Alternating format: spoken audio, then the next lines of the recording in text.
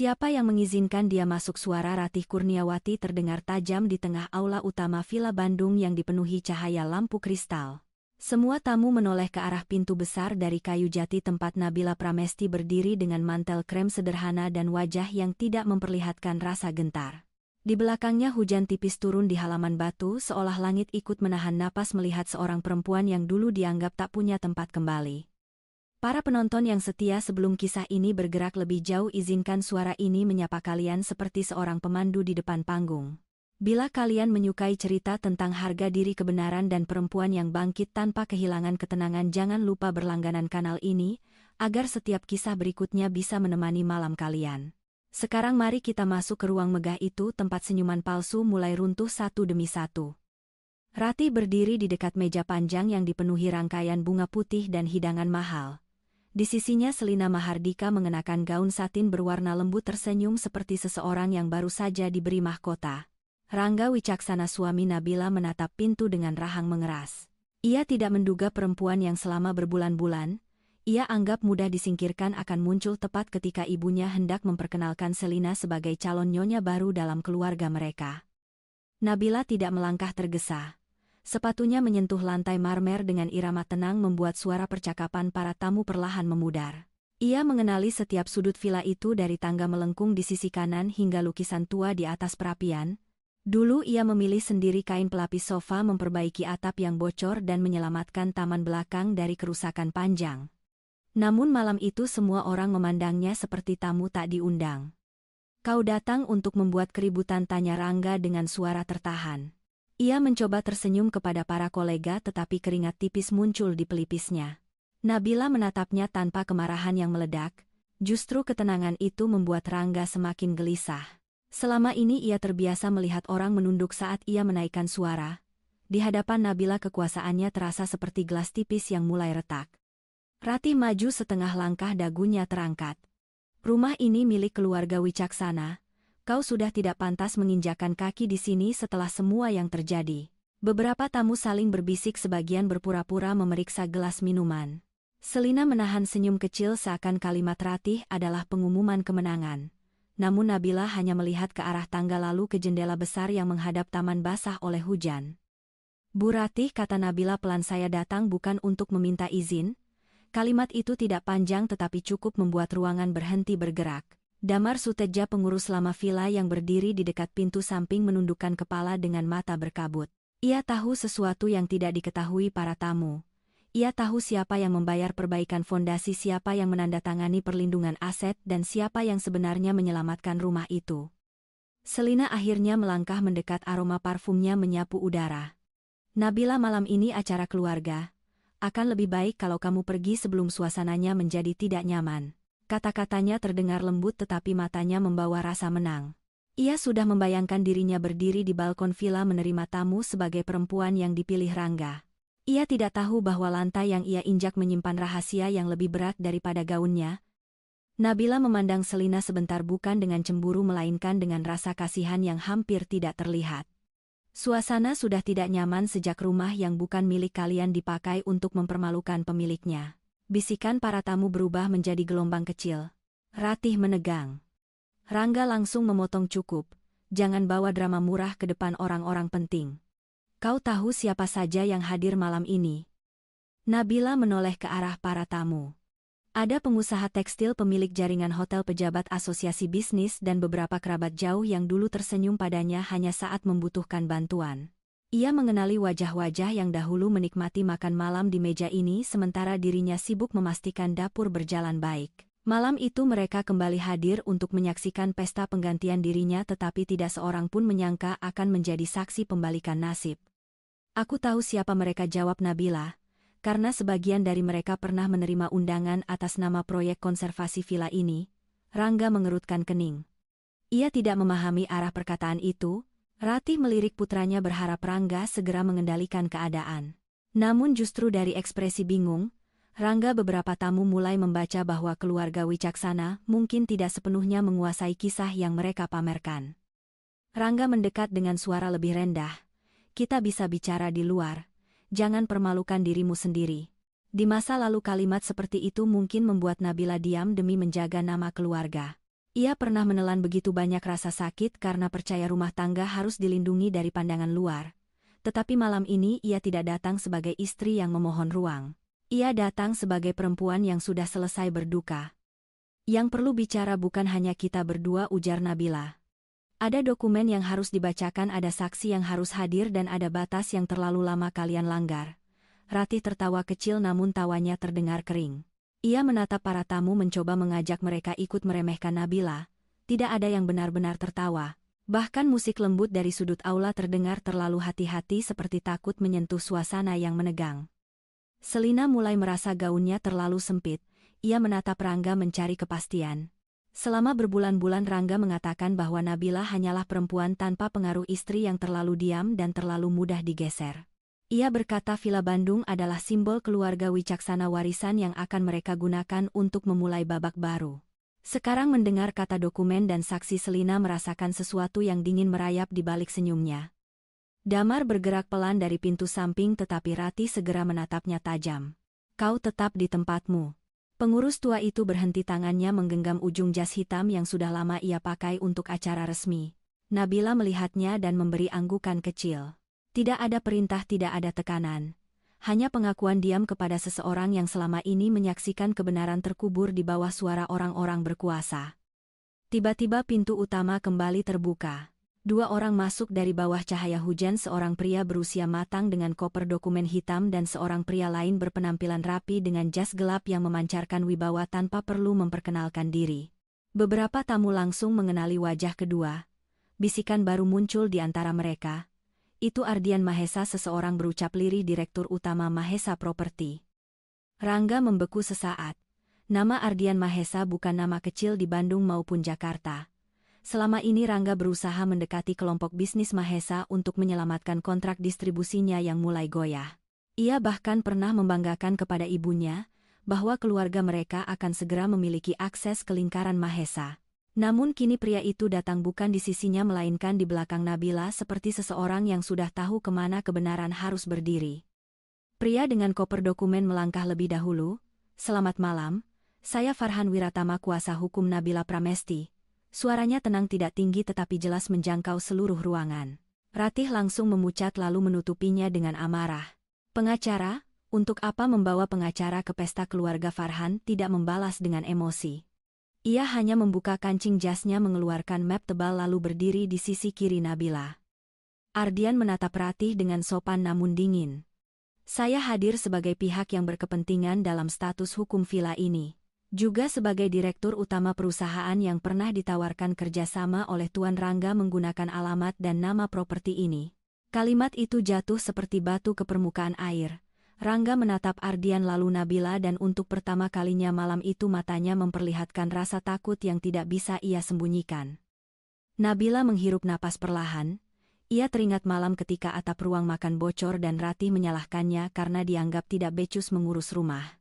Ia teringat Rangga yang pergi menemui klien, sementara ia duduk bersama tukang bangunan hingga larut menghitung biaya perbaikan agar villa itu tidak ditinggalkan bank. Ia tidak pernah meminta pujian, ia hanya berharap suatu hari keluarga itu mengerti bahwa diamnya bukan tanda lemah. Villa ini hampir dilelang 2 tahun lalu, kata Nabila akhirnya. Utang lama keluarga wicaksana menekan aset ini sampai batas terakhir. Saya yang melunasi kewajiban itu melalui dana pribadi dan perjanjian pengalihan resmi. Semua dibuat di hadapan notaris, disahkan dan dicatat sesuai hukum. Ruangan terasa semakin sempit. Para tamu yang tadi menatap Nabila dengan rasa ingin tahu kini mulai memandang Ratih dan Rangga dengan pertanyaan yang tak terucap. Ratih menggeleng keras.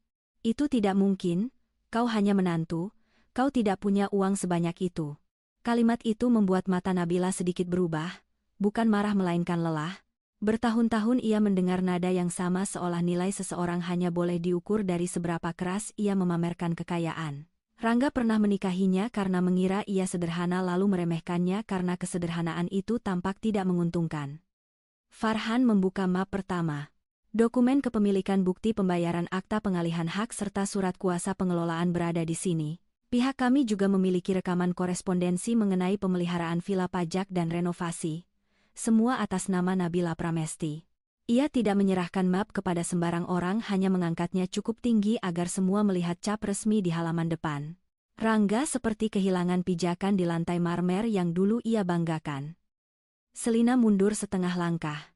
Ia menatap meja pesta bunga putih foto keluarga Wicaksana yang dipajang di dekat tangga lalu ke arah Ratih. Semuanya tiba-tiba terasa seperti dekorasi panggung yang dibangun di atas tanah orang lain. Untuk pertama kalinya ia bertanya dalam hati apakah Rangga benar-benar mencintainya atau hanya membutuhkan seseorang untuk menutupi rasa gagal setelah kehilangan kendali atas Nabila.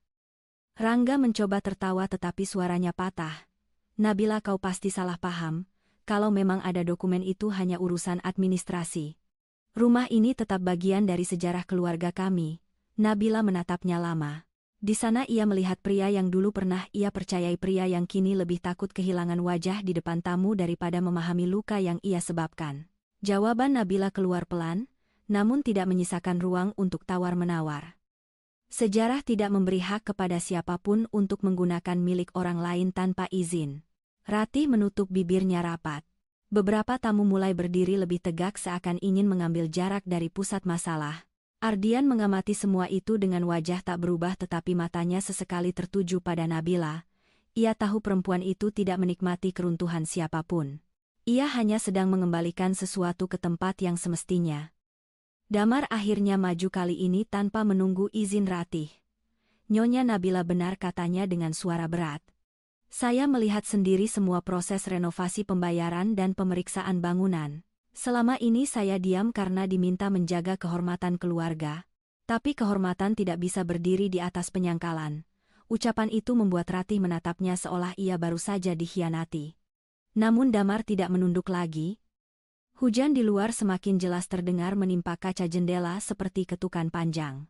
Nabila berjalan ke tengah aula tepat di bawah lampu kristal. Ia tidak menyentuh apapun seakan membiarkan rumah itu sendiri mengenal kembali pemiliknya. "Saya tidak datang untuk menghentikan pesta dengan keributan," katanya. "Saya datang untuk memberitahukan bahwa mulai malam ini penggunaan villa ini tanpa izin resmi harus dihentikan." Rangga menggeleng, suaranya naik sedikit. "Kau tidak bisa memperlakukan keluargaku seperti penyusup." Nabila menatapnya dan kali ini ada kesedihan kecil yang lewat seperti bayangan. "Aku pernah memperlakukan keluargamu seperti keluargaku sendiri. Itulah kesalahanku yang paling mahal. Tapi malam ini aku tidak akan membayar lagi untuk kebohongan yang kalian sebut nama baik." Kata-kata itu membuat Selina menunduk sementara Ratih menggenggam ujung meja. Farhan menutup map dengan rapi. "Kami meminta seluruh kegiatan malam ini dihentikan setelah tamu meninggalkan lokasi dengan tertib. Mulai besok pagi akses pengelolaan akan dikembalikan kepada pihak yang sah. Bila ada keberatan silakan ajukan melalui jalur hukum yang tersedia. Tidak ada ancaman kasar, tidak ada pertunjukan berlebihan." Justru karena begitu tertib pernyataan itu terasa tak bisa digoyahkan oleh kemarahan Ratih maupun kepanikan Rangga. Ardian akhirnya menambahkan Mahesa Properti juga mencabut seluruh pembicaraan informal yang pernah menggunakan villa ini sebagai jaminan citra keluarga Wicaksana. "Kami tidak melanjutkan kerjasama dengan pihak yang tidak terbuka mengenai status aset."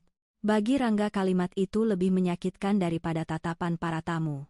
Ia tidak hanya kehilangan panggung malam ini tetapi juga pintu bisnis yang selama ini ia kejar dengan penuh ambisi. Nabila berbalik ke arah pintu lalu berhenti sebentar. Ia memandang seluruh ruangan bukan sebagai seseorang yang ingin dikenang karena kemenangan melainkan sebagai perempuan yang akhirnya berani mengucapkan batas. "Silakan nikmati sisa malam ini untuk berpikir," ucapnya. "Karena besok rumah ini tidak lagi menjadi tempat untuk berpura-pura." Setelah itu ia melangkah keluar bersama Farhan dan Ardian meninggalkan aula yang membeku dalam keheningan. Di belakangnya Ratih masih berdiri kaku, Selina kehilangan senyum dan Rangga menatap pintu dengan wajah pucat. Tidak ada teriakan yang mampu menyelamatkan martabat mereka malam itu. Villa Bandung yang mereka jadikan panggung pengganti seorang istri telah berubah menjadi cermin besar memantulkan keserakahan kebohongan dan rasa angkuh yang terlalu lama mereka rawat. Di bawah hujan Nabila tahu pertempuran baru saja dimulai tetapi untuk pertama kalinya ia tidak merasa sendirian.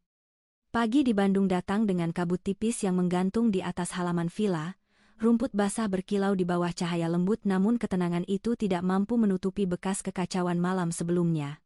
Beberapa kursi masih bergeser dari tempatnya, bunga putih mulai layu di meja panjang dan gelas-gelas kristal yang tersisa seperti saksi bisu atas pesta yang berubah menjadi ruang pengakuan.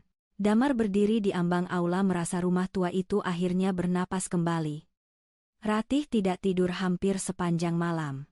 Ia duduk di ruang keluarga dengan selendang menutup bahu, matanya menatap lantai marmer yang dulu selalu ia banggakan kepada tamu. Baginya Villa Bandung bukan sekadar bangunan melainkan lambang bahwa keluarga Wicaksana masih punya nama. Jika benar nama Nabila berada di balik semua surat itu, maka bukan hanya rumah yang terlepas dari genggamannya. Seluruh cerita yang ia bangun selama bertahun-tahun juga runtuh perlahan. Rangga datang saat matahari belum tinggi, wajahnya kusut dan kemejanya tidak serapi biasa. Ia menerima banyak pesan dari rekan bisnis setelah kejadian malam itu. Ada yang bertanya dengan sopan, ada yang langsung menunda pertemuan, dan ada pula yang hanya mengirim kalimat singkat penuh jarak. Rangga membaca semuanya dengan dada panas. Ia tidak marah karena kebenaran mulai terbuka, melainkan karena kebenaran itu membuatnya tampak kecil. Ini semua harus dihentikan sebelum menyebar, kata Rangga kepada ibunya. Suaranya lebih rendah daripada biasanya tetapi tetap membawa sisa keangkuhan. Ratih menatap putranya dengan mata lelah. Semalam ia ingin menyalahkan Nabila sepenuhnya, namun kehadiran Farhan dan Ardian membuat rasa yakinnya retak. Ia mengenal wajah para tamu saat mereka pergi. Mereka tidak lagi melihat keluarga Wicaksana sebagai tuan rumah terhormat, melainkan sebagai keluarga yang mungkin memamerkan milik orang lain. Selina tidak datang pagi itu tetapi namanya tetap terasa di ruangan. Ratih sempat memerintahkan pelayan mengambil sisa dekorasi dari kamar tamu yang disiapkan untuk Selina. Perintah itu terdengar seperti usaha kecil untuk menghapus bekas kesalahan. Rangga melihatnya lalu memalingkan wajah. Ia masih enggan mengakui bahwa pesta itu bukan hanya keputusan ibunya. Ia juga yang membiarkan Selina duduk di kursi yang dulu selalu disediakan untuk Nabila. Di luar gerbang sebuah mobil hitam berhenti tepat pukul 9. Farhan Wiratama turun lebih dahulu membawa koper dokumen yang sama seperti malam sebelumnya. Nabila menyusul dengan langkah tenang mengenakan pakaian kerja berwarna gelap tanpa perhiasan mencolok. Tidak ada raut kemenangan di wajahnya. Ia melihat villa itu seperti seseorang yang kembali ke tempat luka, bukan untuk membuka luka lagi melainkan untuk memastikan luka itu tidak lagi dipakai orang lain sebagai hiasan. Damar menyambutnya di pintu dengan membungkuk hormat. "Selamat pagi Nyonya Nabila." Panggilan itu membuat Ratih yang berdiri di belakang tangga menegang. Dulu ia sering menegur staf yang memanggil Nabila dengan sebutan terlalu hormat. Menurutnya menantu harus tahu posisi, tidak boleh lebih bersinar daripada ibu keluarga. Namun pagi ini satu kalimat sederhana dari Damar terdengar seperti keputusan yang sudah lama tertunda. Nabila menatap Damar dengan lembut. "Terima kasih sudah menjaga rumah ini semalam." Damar menunduk tetapi matanya basah.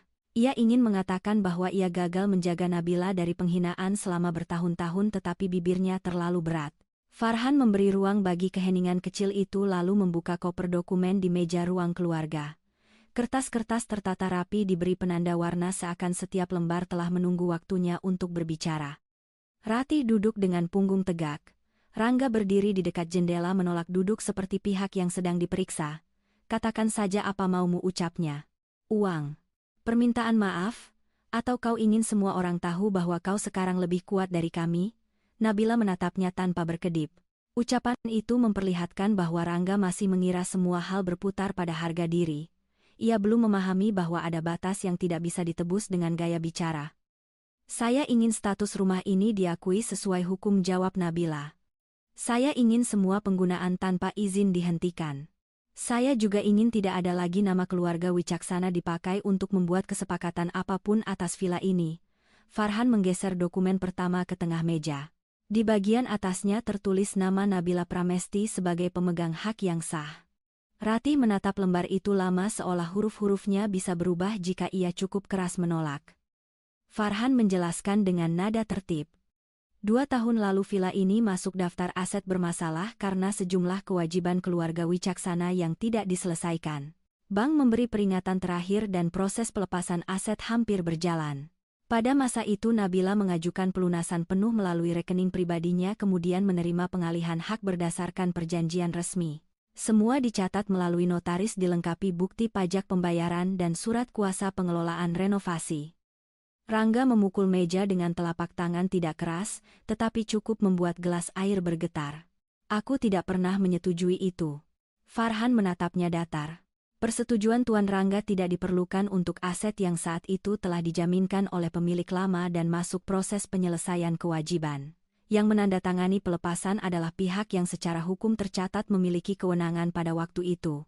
Ratih menunduk sejenak dan gerak kecil itu tidak luput dari mata Nabila. Nabila teringat malam ketika ia pertama kali mengetahui villa itu hampir hilang. Saat itu Ratih menangis di ruang makan bukan karena menyesal melainkan karena takut kehilangan tempat untuk menunjukkan martabat. Rangga sedang berada di Jakarta mengejar kontrak baru dan tidak menjawab panggilan. Nabila yang baru pulang dari inspeksi proyek membaca surat peringatan di meja lalu memahami bahwa rumah yang selalu memandangnya sebagai orang luar akan segera benar-benar kehilangan pijakan. Ia tidak langsung bertindak karena ingin menjadi pahlawan. Ia bertindak karena di rumah itu masih ada para pekerja lama taman yang dirawat damar selama puluhan tahun dan sejarah arsitektur yang akan rusak jika dibeli orang yang hanya peduli pada tanahnya. Nabila menghubungi penasihat keuangan meninjau dokumen satu demi satu lalu memilih jalur yang paling bersih. Ia tahu suatu hari keputusan itu bisa melukainya, tetapi ia tidak menyangka luka itu datang dari orang yang ia selamatkan.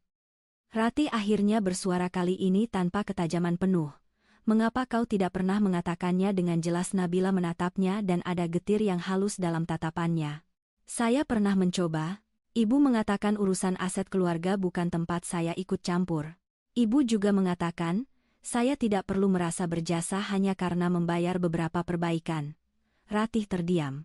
Kalimat lama itu kembali seperti debu dari lemari gelap, membuat udara ruang keluarga terasa berat. Rangga berjalan mondar-mandir. Kau sengaja menyembunyikan ini untuk menjebak kami. Farhan hendak menjawab tetapi Nabila mengangkat tangan kecil meminta kesempatan bicara sendiri. Aku menyembunyikannya karena saat itu aku masih ingin menjaga wajah keluargamu.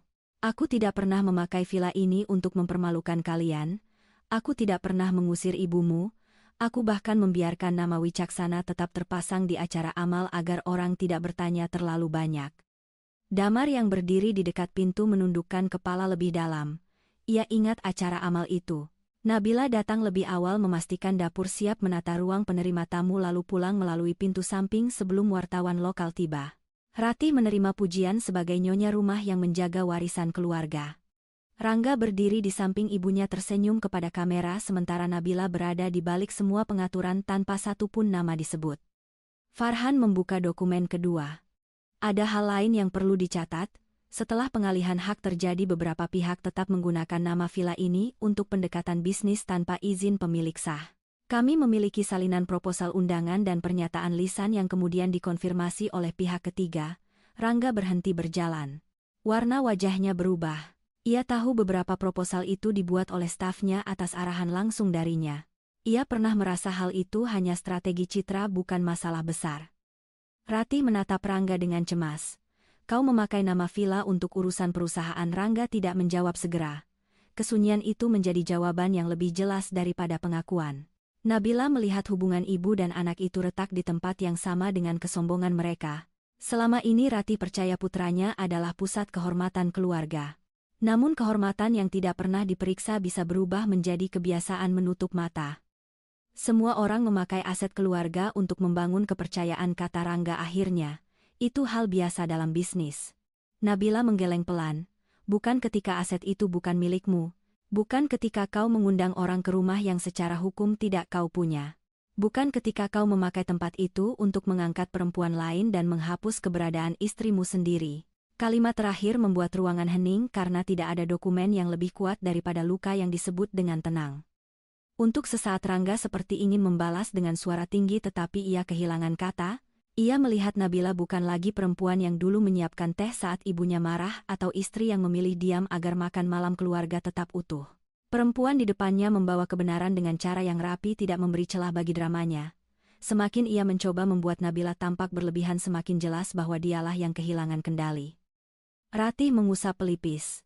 Apa yang akan terjadi pada kami? Pertanyaan itu terdengar kecil jauh dari nada memerintah yang biasa ia pakai. Nabila tidak langsung menjawab. Ada bagian dari dirinya yang masih mengingat Ratih sebagai ibu dari pria yang pernah ia cintai. Namun rasa iba tidak boleh menghapus tanggung jawab. Kalian boleh mengambil barang pribadi yang sah milik kalian. Kegiatan keluarga di villa ini harus berhenti. Setelah itu, Segala keberatan dibicarakan melalui kuasa hukum. Damar mengangkat wajah lalu berkata, hati-hati Nyonya Ratih, selama ini banyak barang keluarga tersimpan di gudang timur. Saya bisa membantu mencatatnya agar tidak ada yang tertukar. Ratih menatapnya lama. Dulu ia akan menganggap ucapan itu sebagai penghinaan. Pagi ini ia terlalu lelah untuk marah. Ia hanya menyadari bahwa bahkan pengurus rumah pun kini berbicara berdasarkan aturan Nabila. Kekuasaan yang ia rasakan selama ini ternyata hanya kebiasaan orang-orang untuk mengalah. Farhan menyusun kembali beberapa dokumen lalu menyerahkan salinan resmi kepada Rangga. Tuan dapat memeriksa ini bersama penasihat hukum sendiri. Kami tidak menghalangi proses apapun yang sah. Namun kami meminta tidak ada pernyataan publik yang menyimpangkan fakta. Jika ada pihak kami akan menanggapi dengan bukti lengkap. Rangga menerima map itu dengan tangan kaku. Ia membencinya bukan karena kertas itu berat melainkan karena setiap lembar memaksa dirinya melihat kenyataan. Nabila berjalan menuju jendela yang menghadap taman belakang. Di sana pohon Kamboja tua masih berdiri di sudut batu tempat ia pernah duduk sendirian setelah mendengar Rangga berbohong tentang perjalanan bisnis. Ia ingat rasa dingin malam itu, rasa malu yang tidak bisa diceritakan kepada siapapun dan keputusan untuk tetap menjaga rumah ini karena ia belum mampu menyerah pada semuanya. Kini taman itu terlihat sama tetapi perempuan yang memandangnya sudah berbeda. Ardian tidak hadir pagi itu namun namanya beberapa kali muncul dalam pembicaraan Farhan. Mahesa Properti telah menyiapkan surat penegasan bahwa seluruh kerja sama konservasi hanya berlaku dengan persetujuan Nabila. Fakta itu membuat Rangga semakin terpojok. Ia pernah membayangkan Ardian sebagai jembatan menuju jaringan yang lebih besar. Ia tidak pernah menduga bahwa jembatan itu sudah lebih dahulu berdiri di sisi Nabila bukan karena hubungan pribadi melainkan karena kepercayaan profesional. Ratih akhirnya berdiri dengan gerakan lambat. Aku butuh waktu, ucapnya. Nabila menoleh.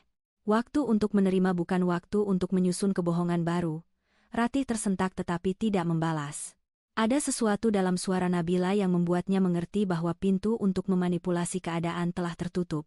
Selama bertahun-tahun ia mengira kelembutan Nabila adalah ruang kosong untuk ditekan. Kini ia tahu kelembutan itu hanyalah kain penutup bagi keteguhan yang sangat dalam. Rangga meletakkan map di meja dengan kasar. Jangan berpikir ini selesai. Aku akan membuktikan bahwa kau tidak berhak mengambil semuanya dari kami. Nabila mendekatinya cukup dekat untuk melihat kelelahan di balik kemarahannya. Aku tidak mengambil semuanya. Aku hanya berhenti membiarkan kalian memakai milikku untuk membuatku tidak terlihat. Rangga terdiam. Tidak ada teriakan yang bisa menutup kalimat itu. Bahkan Ratih memalingkan wajah seperti takut melihat kebenaran terlalu jelas. Saat Nabila dan Farhan meninggalkan ruang keluarga Damar mengikuti sampai pintu utama, kabut mulai terangkat dari halaman. Udara pagi terasa dingin tetapi tidak setajam malam sebelumnya. Nabila berhenti di teras memandang pilar-pilar tua villa yang kembali menjadi tanggung jawabnya. Ia tahu Rangga tidak akan diam. Ia tahu Ratih masih memiliki sisa pengaruh dan Selina mungkin akan menjadi bagian dari kekacauan baru. Namun kali ini semua sudah berada di bawah cahaya. Di dalam rumah Rangga membuka map itu lagi. Satu persatu bukti terbentang di hadapannya lebih rapi daripada pembelaan yang bisa ia susun. Ia melihat tanggal tanda tangan cap notaris dan jumlah pembayaran yang membuat dadanya sesak. Ibunya duduk jauh di sofa tidak lagi memberi perintah. Untuk pertama kalinya keluarga Wicaksana tidak diserang oleh orang luar. Mereka hanya dipaksa membaca sejarah yang selama ini mereka tolak. Nabila masuk ke mobil tanpa menoleh terlalu lama. Farhan duduk di sampingnya menunggu sebelum menutup map cadangan. Mereka mungkin akan menyerang dari sisi reputasi, katanya.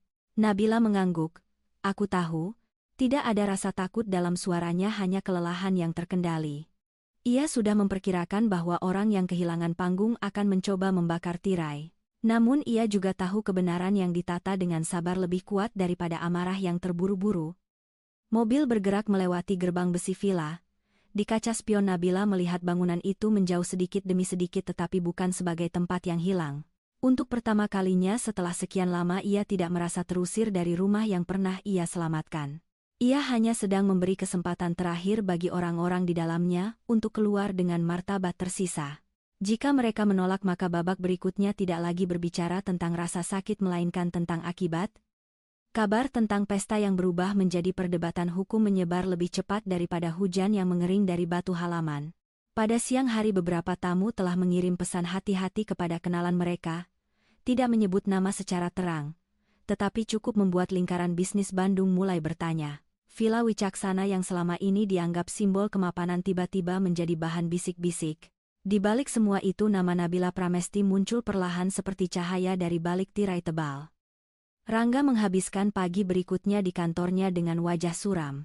Ia menutup pintu ruang kerja rapat-rapat, tetapi suara para staf di luar terdengar seperti gelombang kecil yang terus mengusik. Beberapa proposal yang memakai citra Villa Bandung masih tersimpan di komputernya.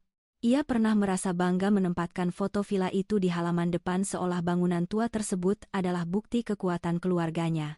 Kini setiap foto tampak seperti tuduhan diam. Sementara itu Nabila berada di ruang rapat kecil kantor Farhan. Di depannya tersusun jadwal pertemuan daftar dokumen dan catatan mengenai komunikasi dengan Mahesa Property. Ia tidak mengizinkan dirinya hanyut dalam kepuasan sesaat. Baginya membuktikan kepemilikan hanyalah pintu pertama. Setelah pintu itu terbuka akan muncul lorong panjang berisi perlawanan pembalikan cerita dan usaha orang-orang terluka harga dirinya untuk merebut kembali kendali. Farhan menatap Nabila dari balik kacamatanya. Tuan Ardian meminta pertemuan resmi sore ini. Ia ingin semua pihak mendengar langsung posisi Mahesa Property sebelum Rangga menyusun klaim baru. Nabila mengangguk pelan. Nama Ardian membawa bobot tersendiri. Namun ia tidak ingin dunia melihatnya sebagai perempuan yang menang karena berdiri di belakang pria berkuasa. Ia ingin semua orang memahami bahwa Ardian hadir karena bukti bukan karena belas kasihan. Pastikan susunannya jelas, kata Nabila. Saya tidak ingin ada ruang untuk tafsir pribadi, Farhan mencatat. Ia sudah lama bekerja dengan klien dari banyak keluarga besar tetapi Nabila berbeda. Banyak orang datang kepadanya dengan kemarahan ingin menghukum lawan sekeras mungkin. Nabila datang dengan kesedihan yang tertata meminta hukum bekerja tanpa perlu mengubahnya menjadi seseorang yang kasar. Justru itulah yang membuatnya terlihat lebih sulit digoyahkan. Sore itu pertemuan berlangsung di kantor Mahesa Property, gedung tinggi dengan lobi luas dan dinding kaca yang memantulkan langit mendung. Rangga datang bersama seorang penasihat hukum muda yang wajahnya tegang sejak turun dari mobil. Rati ikut meski langkahnya lebih pelan daripada biasanya. Selina datang belakangan diminta Rangga untuk tetap menunjukkan kesatuan di depan orang lain. Namun matanya tidak lagi memiliki kilau kemenangan seperti malam pesta. Nabila tiba bersama Farhan tanpa banyak pengiring. Ia mengenakan blazer abu-abu dan membawa map tipis seolah tidak perlu menunjukkan tumpukan bukti untuk membuat orang percaya. Di ruang tunggu, Selina sempat menatapnya. Ada kecanggungan yang tidak bisa ditutup dengan riasan. Nabila membalas dengan anggukan singkat bukan sebagai musuh tetapi sebagai seseorang yang tidak lagi bersedia terlibat dalam permainan perbandingan yang dibuat Rangga. Pintu ruang rapat terbuka tepat pukul 4. Ardian Mahesa berdiri di dalam menyambut semua pihak dengan sopan. Ia tidak bersuara keras, tidak menampilkan kedekatan khusus dengan siapapun. Justru sikap profesional itu membuat Rangga semakin gelisah. Selama ini ia berharap dapat menarik Ardian ke sisinya melalui nama keluarga jaringan lama dan janji kerjasama. Namun dari cara Ardian menata tempat duduk jelas bahwa semua orang berdiri pada posisi hukum masing-masing. Terima kasih sudah hadir, ujar Ardian setelah semua duduk. Pertemuan ini tidak dimaksudkan untuk mempermalukan siapapun. Tujuannya hanya memastikan tidak ada lagi penggunaan informasi yang keliru mengenai Villa Bandung dalam hubungan bisnis. Kalimat itu terdengar halus tetapi Rangga merasakan tepi tajamnya. Ia tahu ucapan Ardian akan dicatat dan setiap catatan dari ruangan ini bisa memengaruhi masa depan perusahaannya. Rangga mencoba mengambil inisiatif. Saya rasa terjadi kesalahpahaman. Villa itu selama puluhan tahun dikenal sebagai rumah keluarga kami.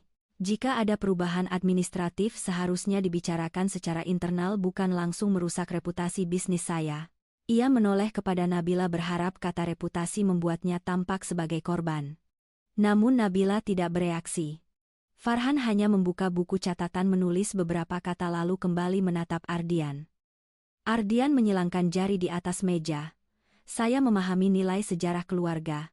Tetapi dalam bisnis nilai sejarah tidak menggantikan status hukum. Perusahaan kami menerima beberapa pendekatan dari pihak Tuan Rangga, yang menyebut villa tersebut sebagai aset keluarga yang dapat digunakan untuk acara kemitraan pertemuan investor dan kegiatan citra perusahaan. Setelah verifikasi kami menemukan bahwa informasi itu tidak sesuai dengan dokumen resmi. Ratih menarik napas pendek. Ia tidak memahami semua istilah bisnis tetapi ia mengerti satu hal. Ardian tidak sedang memihak Nabila secara emosional. Ia sedang menyatakan bahwa keluarga Wicaksana telah membawa cerita yang salah ke meja orang yang terlalu teliti untuk ditipu. Perasaan malu naik ke wajahnya namun ia menahannya dengan sisa keangkuhan. Baginya mengakui kesalahan di depan orang luar terasa lebih pahit daripada kehilangan perhiasan. Penasihat hukum Rangga mencoba masuk dengan suara hati-hati. Klien kami tidak berniat menyesatkan. Secara sosial villa itu masih diasosiasikan dengan keluarga Wicaksana. Dalam beberapa konteks penggunaan istilah aset keluarga bisa dipahami sebagai penyebutan historis. Farhan menatapnya sebentar lalu membuka satu lembar. Masalahnya bukan penyebutan historis.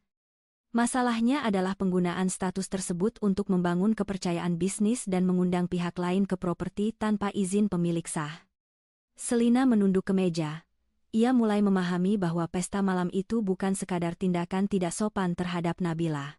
Kehadirannya di villa menjadi bagian dari rangkaian keputusan yang lebih luas. Rangga tidak hanya mengangkatnya di hadapan keluarga tetapi juga memakai tempat yang bukan miliknya untuk menampilkan hidup baru yang penuh kemewahan. Selina merasa dadanya sempit. Ia memang menginginkan posisi terhormat tetapi tidak pernah membayangkan berdiri di atas fondasi rapuh seperti itu. Nabila akhirnya berbicara. Saya tidak mempermasalahkan kenangan keluarga. Saya juga tidak pernah menghapus jejak masa lalu dari rumah itu. Yang saya tolak adalah ketika kenangan dipakai sebagai alasan untuk mengabaikan hukum dan merendahkan saya di tempat yang secara sah saya lindungi. Suaranya tenang, tidak memohon, tidak menyerang. Karena itu setiap orang di ruangan dapat mendengar inti kalimatnya tanpa terhalang emosi. Rangga menatapnya tajam. Kau selalu pandai membuat dirimu terdengar benar. Nabila membalas tatapannya. Aku tidak membuat diriku terdengar benar. Aku membawa bukti agar orang tidak perlu menebak. Ardian memperhatikan pertukaran itu tanpa memotong. Dalam diam ia melihat perbedaan paling jelas antara keduanya. Rangga berbicara untuk mempertahankan citra. Nabila berbicara untuk menutup celah yang selama ini dipakai orang lain melukai dirinya. Ardian kemudian meminta stafnya menampilkan salinan komunikasi kerjasama di layar. Beberapa surel muncul dengan nama perusahaan Rangga lengkap dengan lampiran foto villa rencana jamuan dan kalimat yang menekankan kedekatan keluarga Wicaksana dengan properti tersebut. Ruangan terasa semakin dingin. Penasihat hukum Rangga memucat karena dokumen itu sulit dibantah. Ratih menatap layar seperti melihat putranya menulis kegagalan dengan tangannya sendiri. Ini hanya materi awal, kata Rangga cepat. Belum ada perjanjian final. Ardian mengangguk. Benar. Karena itu kami memilih menghentikan proses sebelum menjadi masalah yang lebih besar. Namun secara reputasi Mahesa Properti perlu menyatakan bahwa kami tidak pernah menerima villa tersebut sebagai jaminan citra aset pendukung atau lokasi resmi kerjasama dari pihak Tuan Rangga. Pernyataan itu singkat tetapi cukup untuk menutup banyak pintu sekaligus. Nabila tidak tersenyum. Di dalam dirinya ada bagian yang merasa lelah menyaksikan Rangga terus berputar mencari jalan keluar. Dulu ia pernah mengagumi kemampuan Rangga berbicara di depan orang. Ia mengira kecakapan itu tanda kecerdasan dan keberanian. Kini ia melihat sisi lain bahwa kata-kata juga bisa menjadi tirai untuk menyembunyikan ketidakjujuran. Ketika tirai tersingkap yang tersisa hanyalah seseorang yang takut berdiri tanpa panggung. Ratih tiba-tiba berkata, Nabila, kalau semua ini membuatmu tersinggung kita bisa membicarakan cara yang lebih baik. Kau pernah menjadi bagian keluarga. Kata-kata itu membuat udara berubah, bukan karena lembut melainkan karena terlambat. Nabila menoleh kepadanya dan untuk sesaat ruangan terasa sangat sunyi. Ia ingat begitu banyak malam ketika ia ingin dianggap keluarga tetapi hanya mendapat perintah penilaian dan batas yang tak terlihat. Saya pernah menjadi bagian keluarga saat kalian membutuhkan saya, jawab Nabila. Saat saya membayar renovasi, menjaga acara, menutup kekurangan dan diam ketika nama saya dihapus dari cerita. Tetapi ketika saya dipermalukan kalian menyebut saya orang luar. Jadi hari ini saya memilih berdiri berdasarkan hukum karena rasa kekeluargaan yang kalian tawarkan selalu datang setelah kalian kehilangan manfaat. Ratih tidak dapat menjawab. Wajahnya kehilangan warna. Selina mengangkat kepala lalu menatap Rangga. Ia menunggu suaminya memberi pembelaan yang lebih manusiawi, bukan hanya pembelaan bisnis. Namun Rangga masih sibuk menatap layar, menghitung kerugian, memikirkan siapa yang harus dihubungi setelah pertemuan selesai. Pada saat itu Selina menyadari sesuatu yang menyakitkan. Jika suatu hari ia berada di posisi Nabila mungkin, Rangga juga akan lebih sibuk menyelamatkan wajahnya daripada menggenggam tangannya. Ardian menutup layar. Pihak Mahesa Properti akan mengirim surat resmi kepada semua pihak terkait. Kami juga meminta agar tidak ada lagi undangan proposal atau pernyataan yang menghubungkan Villa Bandung dengan kegiatan bisnis keluarga Wicaksana tanpa persetujuan tertulis dari Ibu Nabila. Ia sengaja menyebut nama Nabila dengan jelas. Bukan untuk mengangkatnya di atas orang lain tetapi untuk mengembalikan identitas yang selama ini disamarkan. Rangga menyandarkan punggung ke kursi. Untuk pertama kalinya sejak pertemuan dimulai ia tampak kehabisan serangan. Namun matanya masih menyimpan keras kepala. Kau senang sekarang, tanyanya kepada Nabila? Semua orang melihatku seperti penipu. Nabila menarik napas pelan. Aku tidak meminta siapapun melihatmu seperti itu. Kau sendiri yang membawa mereka ke tempat yang bukan milikmu dengan cerita yang tidak lengkap. Farhan menutup mapnya. Kami akan menunggu tanggapan tertulis dalam waktu yang wajar. Selama periode itu pihak kami menyarankan tidak ada pernyataan sepihak. Penasihat hukum Rangga mengangguk dengan wajah kaku. Ia tahu nasihat itu sebenarnya menguntungkan kliennya tetapi ia juga tahu Rangga sulit menahan diri. Orang yang terbiasa mengendalikan cerita sering merasa diam adalah kekalahan padahal dalam krisis diam kadang satu-satunya jalan tersisa. Pertemuan berakhir tanpa jabat tangan hangat. Ratih keluar lebih dulu, langkahnya lambat dan berat. Selina mengikuti di belakang tetapi sebelum melewati pintu ia berhenti sebentar di samping Nabila. Aku tidak tahu semua ini, katanya lirih. Nabila memandangnya. Tidak ada kelembutan berlebihan tetapi juga tidak ada kebencian. Sekarang kamu tahu sebagian. Apa yang kamu lakukan setelah ini adalah tanggung jawabmu sendiri. Selina menunduk lalu pergi. Rangga menjadi orang terakhir yang keluar dari ruang rapat. Ia berhenti di ambang pintu dan menatap Ardian. Saya kira Anda orang bisnis. Biasanya orang bisnis tahu bahwa reputasi bisa diperbaiki dengan kerja sama yang tepat. Ardian tidak tersinggung. Reputasi memang bisa diperbaiki, tetapi bukan dengan menukar kebenaran. Perusahaan saya tidak membeli citra dari orang yang belum selesai dengan tanggung jawabnya.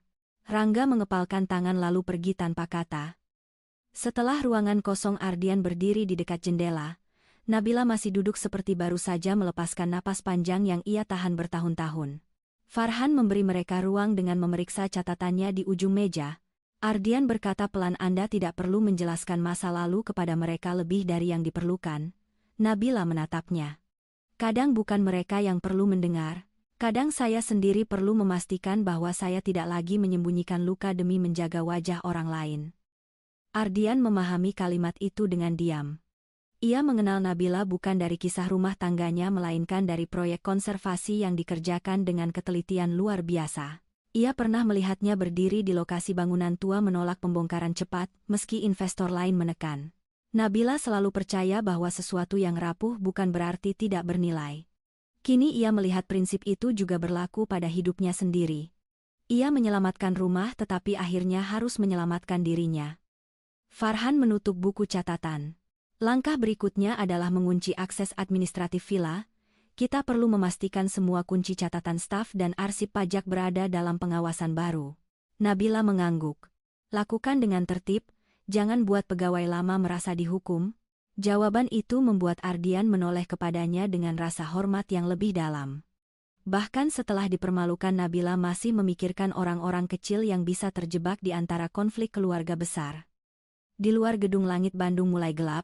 Rangga sudah pergi dengan mobilnya meninggalkan Selina yang berdiri beberapa saat di bawah kanopi lobi sebelum dijemput pengemudi lain.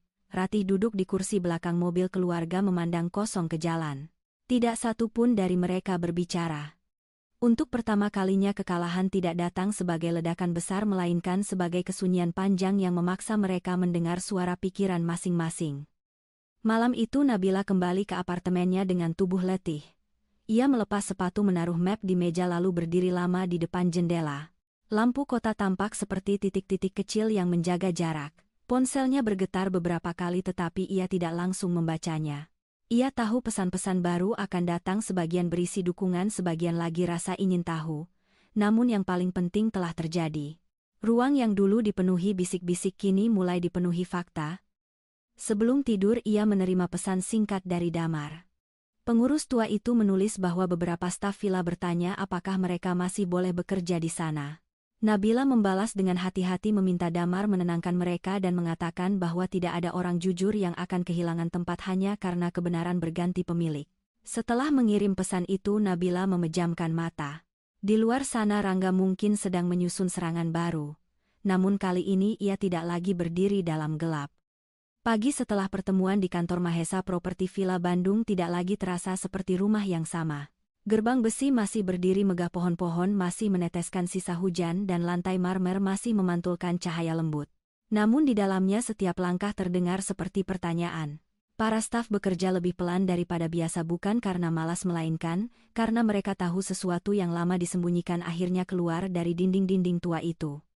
Damar mengumpulkan para pekerja di ruang servis belakang. Ada Sari yang mengurus dapur, Joko yang menjaga taman, Lilis yang membersihkan kamar tamu dan beberapa pegawai harian yang selama ini jarang terlihat oleh keluarga. Wajah mereka tegang takut kehilangan pekerjaan setelah status rumah berubah. Damar berdiri dengan punggung tegak meski usia membuat bahunya tidak sekuat dulu.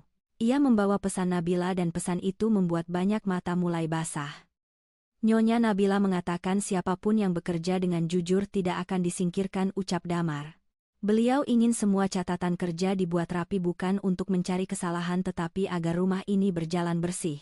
Sari menutup mulutnya dengan ujung tangan. Ia ingat Nabila sering masuk ke dapur tanpa membuat dirinya tampak seperti majikan besar, bertanya apakah persediaan cukup bahkan menanyakan kabar anak Sari yang sakit. Joko menunduk, tangannya masih berbau tanah basah. Jadi benar beliau pemilik rumah ini sekarang, tanyanya. Damar melihat ke arah jendela kecil yang menghadap taman. Bukan sekarang, sudah lama. Hanya saja beliau memilih tidak membuat kita semua terjebak dalam masalah keluarga.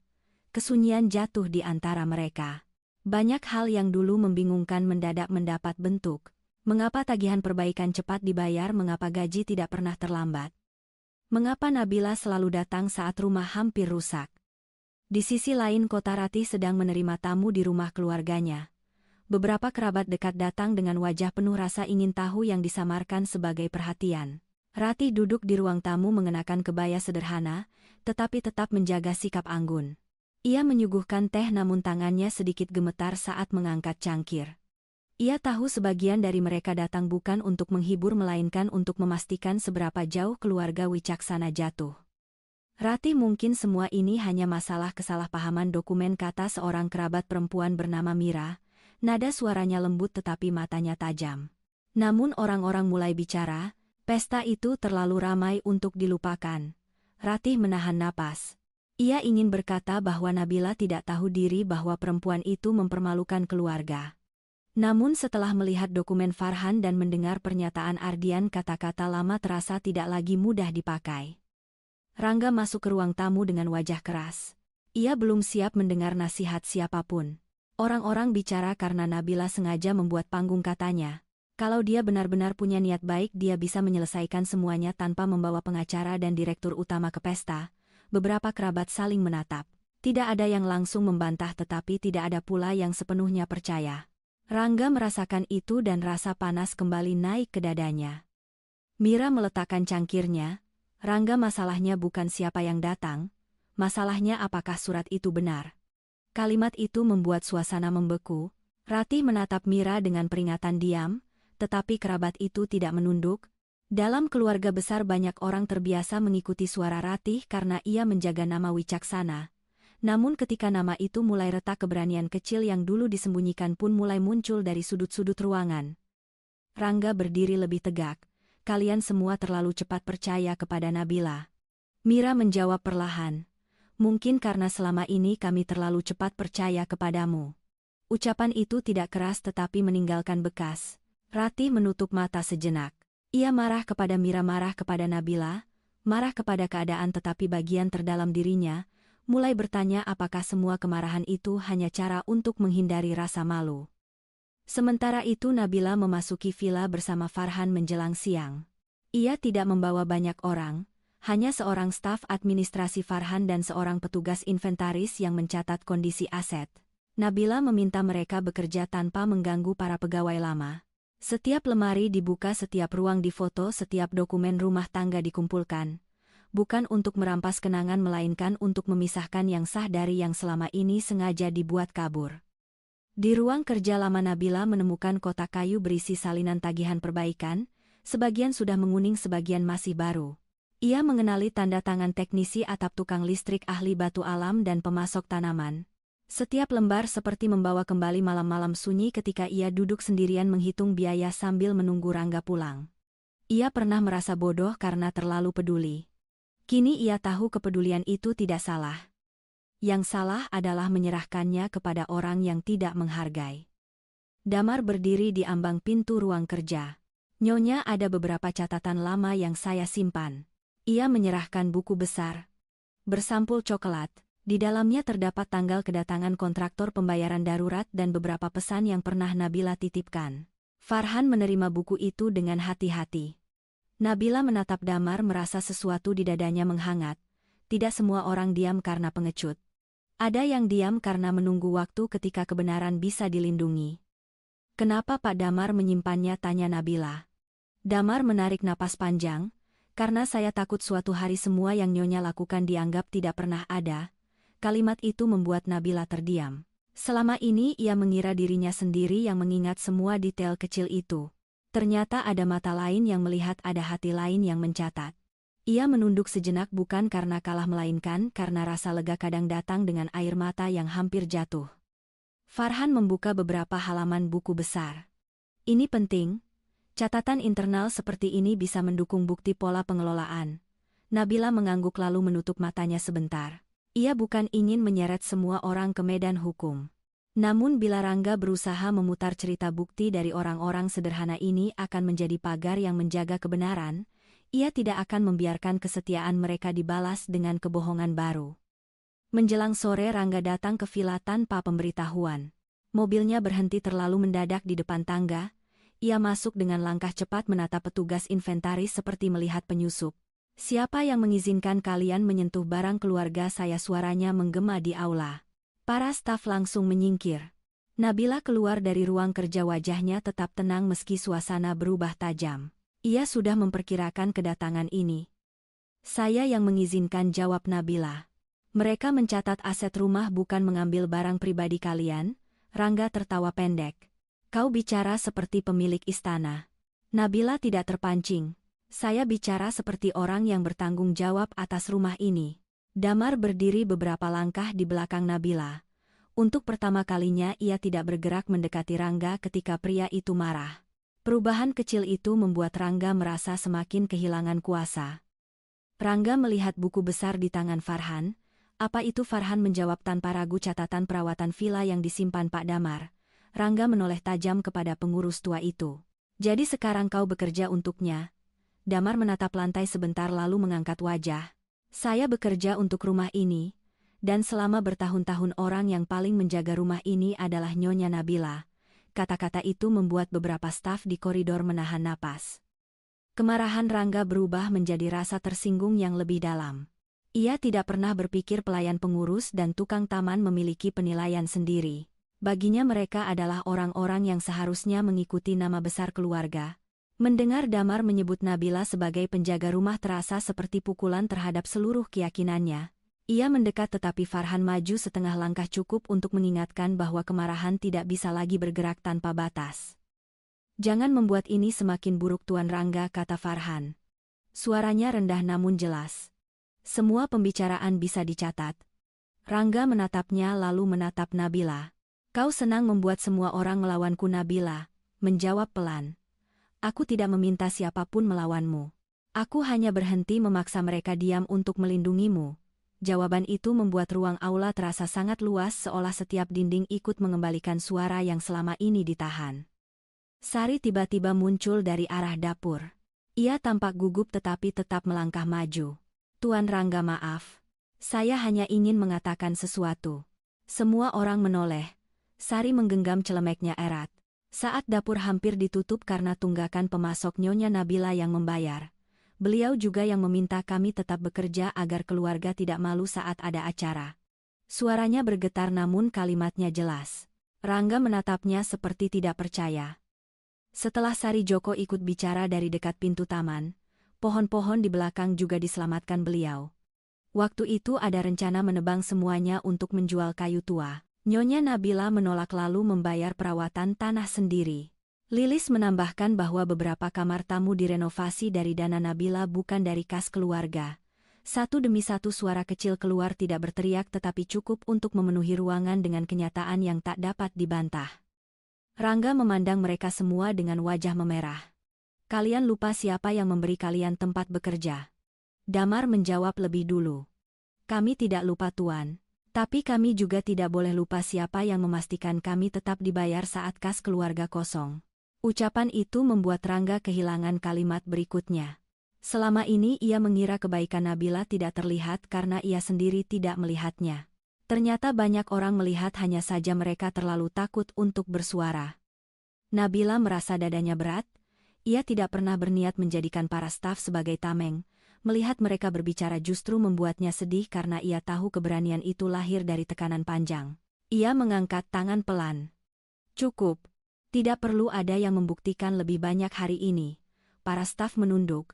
Farhan mencatat beberapa nama tetapi tidak memaksa mereka melanjutkan. Kebenaran yang muncul terlalu cepat juga bisa melukai orang yang membawanya. Rangga menatap Nabila dengan mata gelap. Jadi ini rencanamu, membuat semua orang mengasihanimu? Nabila mendekat 2 langkah. Tidak Rangga, aku tidak membutuhkan kasihan, aku membutuhkan batas. Ada perbedaan besar di antara keduanya. Ia berhenti tepat di bawah tangga tempat dulu Ratih sering berdiri memberi perintah. Kini Nabila berdiri di sana tanpa menaikkan suara tetapi semua orang tahu pusat ruangan telah berpindah. Rangga ingin membalas tetapi ponselnya bergetar. Ia melihat layar dan menemukan pesan dari salah satu mitra bisnis yang membatalkan makan malam. Alasan yang ditulis sangat sopan namun maknanya jelas. Mereka ingin menjauh sampai persoalan villa selesai. Wajah Rangga semakin keras. Ia memasukkan ponsel ke saku dengan gerakan kasar lalu berkata, "Kau belum menang.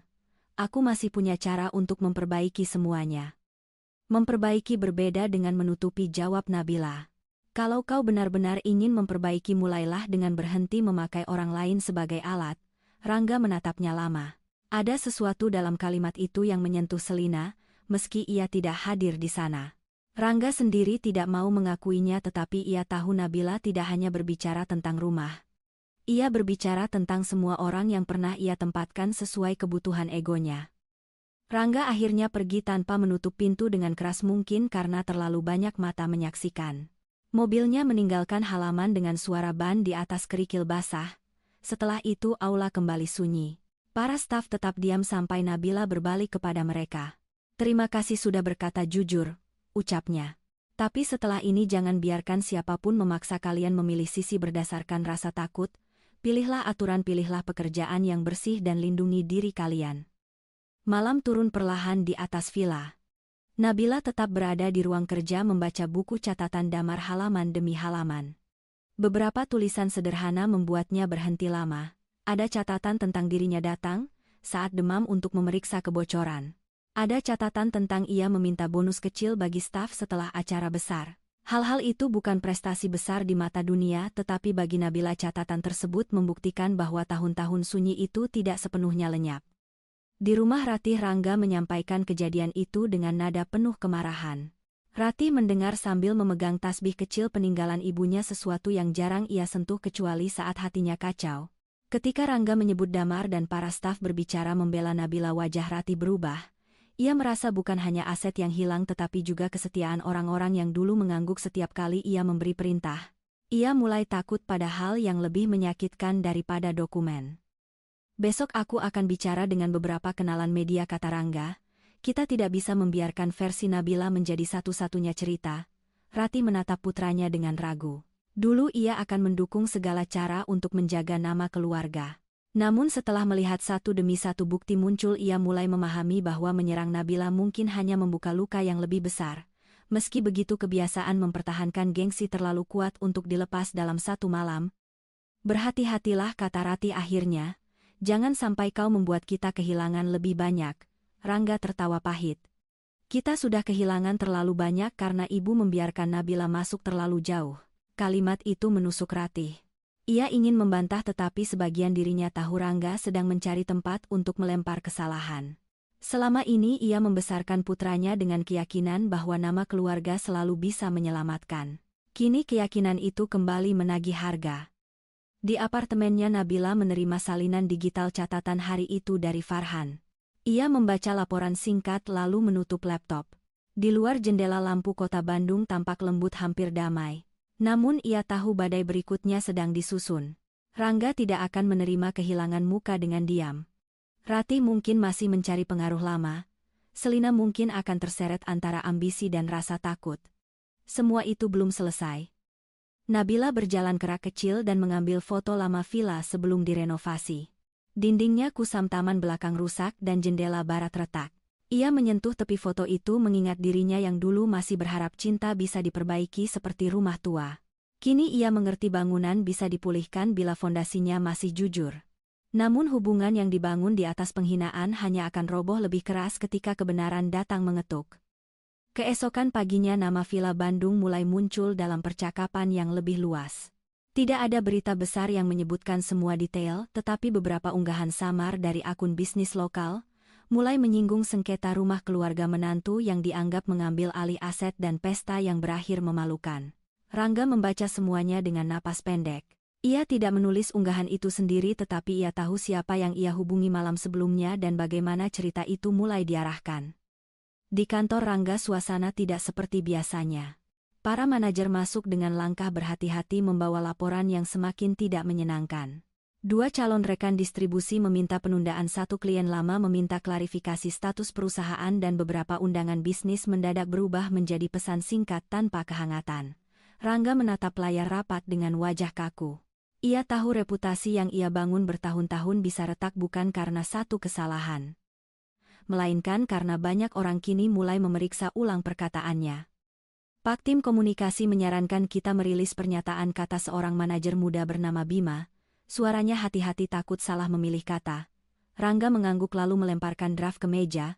Di dalamnya tertulis bahwa keluarga Wicaksana sedang menghadapi kesalahpahaman internal dengan mantan anggota keluarga yang menggunakan celah hukum untuk mengambil alih aset bersejarah. Kalimat itu terdengar rapi tetapi menyembunyikan kenyataan paling penting. Bima membaca draft itu dengan ragu. Pak, apakah aman memakai istilah celah hukum? Rangga menatapnya tajam. Kau bekerja untuk siapa? Bima langsung menunduk. Ruangan menjadi sunyi. Tidak ada yang berani mengatakan bahwa masalah utama bukan pada Nabila melainkan pada dokumen yang sudah jelas. Orang-orang di kantor itu paham bahwa kejujuran kadang lebih berbahaya daripada kesalahan, terutama di depan pemimpin yang sedang takut kehilangan wajah. Sementara itu Nabila duduk di kantor Farhan dengan ponsel menghadap ke bawah. Ia sudah melihat unggahan samar itu tetapi tidak langsung bereaksi. Di meja terdapat 3 map baru berisi tangkapan layar daftar akun dan jalur penyebaran narasi yang terhubung ke beberapa kenalan Rangga. Farhan berdiri di dekat papan kaca menulis urutan peristiwa dari malam pesta sampai pagi ini. Semuanya disusun seperti peta bukan seperti keluhan. Dia ingin membuat Anda terlihat sebagai pihak yang merebut, kata Farhan. Strategi klasik, mengubah masalah kepemilikan menjadi masalah simpati keluarga. Nabila menatap garis-garis di papan. Ia tidak terkejut. Rangga selalu pandai memilih kalimat yang membuat orang merasa dirinya terluka. Dulu setiap kali mereka bertengkar ia akan mengubah inti masalah menjadi soal nada bicara Nabila sampai perempuan itu lupa bahwa luka pertama bukan berasal darinya. Kita tidak membalas dengan kemarahan, ujar Nabila. Kita jawab dengan kronologi dokumen dan pernyataan singkat. Tidak perlu menyebut hal pribadi yang tidak relevan. Farhan tersenyum tipis. Saya sudah menduga Anda akan mengatakan itu. Nabila menunduk sebentar. Ia bisa saja membuka semua hal yang pernah ia alami, setiap penghinaan, setiap malam menunggu, setiap kebohongan yang ia simpan. Namun ia tidak ingin kebenaran berubah menjadi tontonan tanpa kendali. Farhan menyiapkan draft tanggapan resmi. Isinya tidak menyerang Rangga secara pribadi. Pernyataan itu hanya menyebut bahwa status Villa Bandung telah tercatat sah, seluruh proses pengalihan dilakukan sesuai ketentuan dan setiap penggunaan properti untuk kepentingan komersial harus mendapat izin pemilik. Selain itu, pihak Nabila meminta masyarakat tidak menyebarkan informasi yang belum diverifikasi. Kalimat-kalimatnya dingin rapi dan justru karena itu terasa lebih kuat. Di tempat lain Selina duduk sendirian di kafe hotel. Ia mengenakan kacamata hitam meski berada di dalam ruangan. Semalam Rangga menghubunginya beberapa kali meminta ia bersikap tenang dan tidak berbicara kepada siapapun. Namun ketenangan yang diminta Rangga terasa seperti kunci yang dipasang dari luar. Selina mulai membaca potongan kabar di ponselnya lalu melihat namanya disebut samar sebagai perempuan baru yang diperkenalkan di pesta keluarga. Ia menutup layar dengan tangan gemetar. Selina bukan orang polos. Ia tahu dunia sosial yang ingin ia masuki penuh senyum yang menghitung keuntungan. Tetapi ia tidak siap menjadi bagian dari cerita yang dibangun di atas rumah milik perempuan lain. Dalam ingatannya Rangga selalu berkata bahwa Nabila tidak punya posisi, tidak punya pengaruh dan hanya bertahan karena belas kasihan keluarga. Sekarang semua kalimat itu terdengar seperti dinding kosong yang dicat indah dari luar. Ratih menerima telepon dari beberapa kenalan lama. Ada yang menyampaikan simpati, ada yang pura-pura tidak tahu dan ada pula yang bertanya terlalu rinci tentang dokumen. Setiap percakapan membuat kepalanya semakin berat. Ia ingin menyalahkan Nabila karena membawa semua ini ke permukaan tetapi suara para staf di villa terus terngiang. Damarsari Joko Lilis. Orang-orang yang selama ini ia anggap bagian dari latar rumah ternyata menyimpan penilaian yang tidak bisa ia atur. Menjelang siang pernyataan Rangga akhirnya beredar melalui akun resmi perusahaan. Ia tidak menyebut nama Nabila tetapi semua orang dalam lingkaran mereka memahami arah kalimatnya. Dalam pernyataan itu perusahaan menyatakan bahwa isu keluarga tidak seharusnya digunakan untuk merusak hubungan bisnis dan aset sejarah keluarga tetap memiliki nilai moral yang tidak bisa dihapus oleh proses administrasi. Rangga merasa puas sesaat seolah ia berhasil mengambil kembali kendali cerita. Namun kepuasan itu tidak berlangsung lama. 1 jam kemudian kantor Farhan merilis tanggapan resmi Nabila. Tidak panjang, tidak emosional tetapi dilampiri daftar dokumen yang dapat diverifikasi oleh pihak berkepentingan. Mahesa Property juga mengeluarkan pernyataan terpisah menegaskan bahwa tidak ada kerjasama yang dapat mengandalkan status aset tanpa persetujuan pemilik sah. Dua pernyataan itu berdiri seperti dua pilar membuat narasi Rangga tampak kabur dan terlalu sentimental. Di kantor Mahesa Property Ardian membaca laporan komunikasi publik dengan wajah tenang. Ia tidak suka konflik keluarga memasuki ruang bisnis tetapi ia lebih tidak suka ketika bisnis dipakai untuk menutupi informasi yang salah. Direktur hukumnya menyarankan agar Mahesa mengambil jarak lebih tegas dari perusahaan Rangga. Ardian mengangguk. Keputusan itu tidak didorong oleh kedekatannya dengan Nabila, melainkan oleh standar yang ia pegang sejak memimpin perusahaan. Kirim pemberitahuan penghentian pembicaraan awal, kata Ardian. Sampaikan dengan sopan tetapi jelas. Semua rencana kunjungan lokasi jamuan mitra dan dukungan acara dibatalkan. Direktur hukumnya mencatat. Ardian menatap kaca ruangannya melihat gedung-gedung di bawah langit pucat. Ia tahu keputusan itu akan membuat Rangga semakin terdesak. Namun ada saat ketika memberi kesempatan kepada orang yang tidak jujur hanya berarti memberi mereka ruang untuk melukai orang lain lagi. Sore itu Rangga menerima 3 surat elektronik yang membuat tangannya dingin. Mahesa Property menghentikan pembicaraan. 2 mitra lain menunggu klarifikasi lengkap sebelum melanjutkan kerjasama. Sebuah bank meminta pembaruan jaminan dan laporan keuangan terbaru. Rangga membaca satu demi satu lalu menutup laptop dengan kasar. Di depannya Bima berdiri tanpa berani bergerak. Untuk pertama kalinya Rangga tidak menemukan kalimat yang bisa membuat keadaan terlihat lebih baik. Hubungi Ratih, katanya tiba-tiba kepada asistennya. Katakan ibu harus bicara dengan jaringan lamanya. Kita butuh dukungan. Bima mengangguk dan keluar.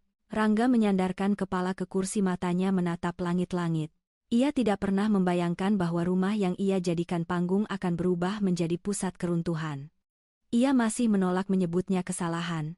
Dalam kepalanya ia hanya kalah langkah dari Nabila dan kekalahan itu harus dibalas dengan langkah lebih besar. Ratih datang ke kantor Rangga menjelang petang. Ia terlihat lebih tua daripada 2 hari sebelumnya. Apalagi yang ingin kau lakukan, tanyanya. Rangga menunjukkan beberapa surat pembatalan. Ibu, lihat ini akibat Nabila.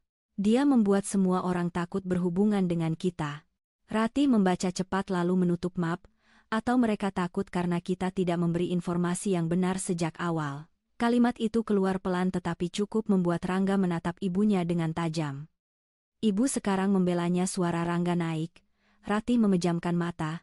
Aku tidak membela siapapun. Aku hanya mulai lelah menahan dinding yang retaknya terlalu banyak. Rangga tertawa pendek penuh kekecewaan. Dulu ibu yang paling sering mengatakan Nabila tidak pantas terlalu dipercaya. Ratih terdiam. Ia memang pernah mengatakan itu berkali-kali dengan keyakinan yang kini terasa memalukan. Tetapi mengakui kesalahan di depan anak sendiri adalah hal yang paling sulit bagi orang seperti dirinya. Ratih duduk perlahan. Aku meremehkannya karena ia tidak pernah memamerkan apapun. Aku pikir diamnya tanda kurang berdaya. Mungkin aku salah. Rangga menatap ibunya seolah mendengar pengkhianatan. Ia tidak siap kehilangan sekutu terakhir dalam rumahnya sendiri. Selama ini Ratih adalah cermin yang memperbesar keangkuhannya. Ketika cermin itu mulai retak dan menunjukkan wajahnya apa adanya, Rangga merasa lebih marah daripada sebelumnya. Di apartemen Nabila suasana jauh lebih sunyi. Farhan mengirim laporan bahwa tanggapan resmi diterima baik oleh beberapa pihak. Nabila membaca pesan itu tanpa merasa menang. Ia tahu setiap kemunduran Rangga akan memicu gerakan lain. Orang yang tidak mau bertanggung jawab sering menganggap batas sebagai serangan. Ia menutup ponsel lalu menuang teh hangat. Di meja kecil foto Villa Bandung masih terletak di samping buku catatan Damar. Damar menghubunginya malam itu, suaranya terdengar ragu. Nyonya, ada orang datang menanyakan arsip lama. Mereka mengaku dari pihak keluarga. Nabila langsung duduk tegak. Jangan berikan apapun tanpa surat resmi. Catat nama mereka, minta mereka meninggalkan kartu identitas dan hubungi Pak Farhan bila mereka kembali. Damar mengiyakan. Setelah panggilan berakhir, Nabila menatap teh yang mulai dingin. Rangga tampaknya tidak hanya menyerang dari luar, tetapi juga mencoba mencari celah di dalam rumah. Farhan segera mengatur pengamanan administratif. Bukan penjagaan yang mencolok tetapi sistem akses baru, daftar arsip dan pengawasan dokumen. Semua dilakukan dengan pemberitahuan tertulis kepada staf. Nabila meminta agar tidak ada suasana menakutkan di villa. Rumah itu sudah terlalu lama dipakai untuk membuat orang merasa kecil, katanya. Saya tidak ingin perubahan kepemilikan membuat para pegawai merasa seperti tersangka. Farhan menyetujui meski ia tetap meningkatkan kewaspadaan. Keesokan harinya Selina akhirnya meminta bertemu dengan Nabila. Permintaan itu datang melalui pesan singkat yang sopan hampir kaku. Nabila membacanya beberapa kali. Farhan menyarankan agar pertemuan dilakukan di tempat netral dan tercatat. Nabila setuju bukan karena ingin mendengar alasan Selina, tetapi karena ia tahu setiap orang yang terlibat dalam cerita ini membawa bagian kebenaran yang berbeda. Kadang potongan kecil dari orang yang salah memilih jalan bisa membantu menutup celah besar. Mereka bertemu di ruang privat sebuah kedai teh. Selina datang tanpa perhiasan, mencolok, wajahnya tampak lelah. Beberapa detik pertama diisi keheningan yang canggung. Selina membuka suara lebih dulu. Aku tidak datang untuk meminta maaf agar terlihat baik. Aku datang karena mulai merasa ada hal yang tidak pernah Rangga ceritakan. Nabila menatapnya tenang. Banyak hal yang tidak Rangga ceritakan, terutama jika cerita lengkap membuatnya kehilangan kendali. Selina menarik napas. Ia mengakui bahwa Rangga pernah meminta dirinya hadir di beberapa pertemuan tidak resmi sebagai calon pendamping dalam acara bisnis keluarga. Ia juga diberitahu bahwa Villa Bandung akan menjadi tempat penerimaan mitra penting setelah hubungan Rangga dengan Nabila selesai sepenuhnya. Selina menyimpan beberapa pesan yang menunjukkan Rangga menyebut villa itu sebagai miliknya. Ia tidak tahu apakah pesan itu penting. Tetapi ia menyerahkannya kepada Nabila untuk diteruskan kepada Farhan. Nabila menerima salinan itu tanpa ekspresi berlebihan. Kenapa kamu memberikan ini, tanyanya? Selina menunduk. Karena aku tidak ingin menjadi orang yang terus berdiri di tengah cerita palsu. Aku melakukan banyak kesalahan tapi aku tidak ingin hidup dari sesuatu yang sejak awal bukan hak Rangga. Nabila melihat wajah Selina yang kehilangan keyakinan lama. Ia tidak merasa kasihan sepenuhnya. Tetapi ia juga tidak menikmati keruntuhan perempuan itu. Kamu bertanggung jawab atas pilihanmu, kata Nabila. Tapi tanggung jawab tidak selalu dimulai dari hukuman. Kadang dimulai dari berhenti ikut menutup mata. Selina mengangguk pelan. Untuk pertama kalinya ia memahami mengapa Rangga begitu takut kepada Nabila. Bukan karena Nabila keras, melainkan karena ia tidak bisa dibujuk untuk mengubah kebenaran menjadi permainan emosi. Ketenangan perempuan itu membuat kebohongan terasa semakin telanjang. Malamnya Farhan menambahkan bukti dari Selina ke dalam berkas kronologi. Pesan-pesan itu memperkuat pola bahwa Rangga secara aktif memakai villa sebagai simbol kendali pribadi dan bisnis. Nabila membaca ringkasan tanpa banyak komentar. Ia hanya bertanya apakah penggunaan bukti itu akan menyeret Selina lebih jauh dari yang diperlukan. Farhan menjawab bahwa semua akan dipakai secara proporsional. Nabila mengangguk, ia ingin menang dengan bersih. Bukan dengan merusak semua orang yang pernah salah arah. Di rumah Ratih suasana semakin muram. Rangga mengetahui Selina bertemu Nabila dari seorang kenalan lalu menghubunginya berkali-kali. Selina tidak menjawab. Kemarahan Rangga meledak dalam kata-kata yang tidak selesai. Ratih menyaksikan putranya mondar-mandir menyalahkan Nabila Selina Ardian Damar bahkan dirinya sendiri. Tiba-tiba ia melihat sesuatu yang dulu tidak pernah ia akui.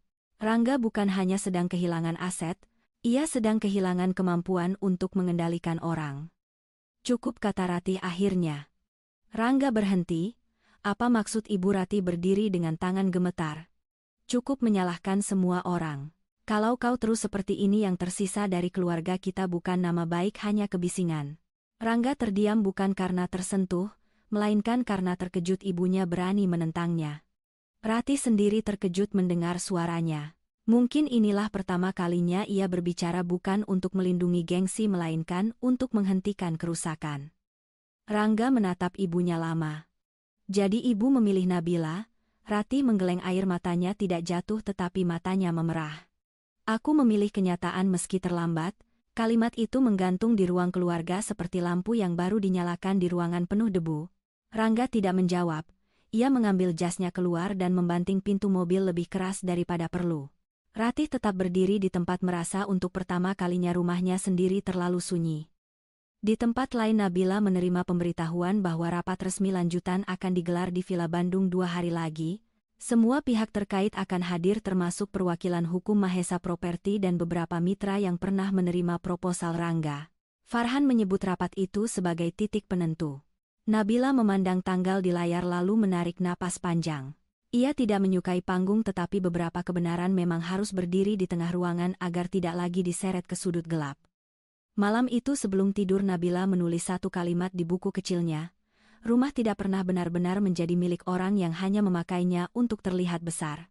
Ia menutup buku itu, mematikan lampu dan membiarkan gelap menenangkan pikirannya. Di luar Bandung kembali diselimuti kabut, namun kali ini kabut itu bukan tanda kebingungan. Bagi Nabila ia hanyalah jeda pendek sebelum pagi yang akan memperlihatkan segalanya dengan lebih jelas. Pagi rapat resmi itu datang tanpa hujan tetapi udara Bandung tetap dingin seperti menahan sesuatu yang besar. Villa berdiri tenang di balik gerbang besi, tidak lagi dipenuhi dekorasi pesta, tidak lagi menyembunyikan bunga layu atau gelas tersisa. Semua ruang telah dibersihkan namun ingatan malam itu masih tertinggal di setiap sudut. Bagi Nabila rumah ini bukan medan balas dendam. Hari ini ia hanya ingin satu hal selesai dengan benar. Damar membuka pintu utama lebih awal. Ia mengenakan jas hitam tua yang sudah disikat rapi, wajahnya tenang meski matanya memperlihatkan beban.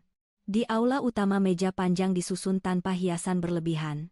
Di atasnya hanya ada air mineral, berkas dokumen, alat pencatat dan beberapa papan nama. Nabila sengaja meminta tidak ada kemewahan yang dapat mengaburkan tujuan rapat. Setelah terlalu lama dipakai sebagai panggung, citra rumah ini harus berbicara dalam kesederhanaan.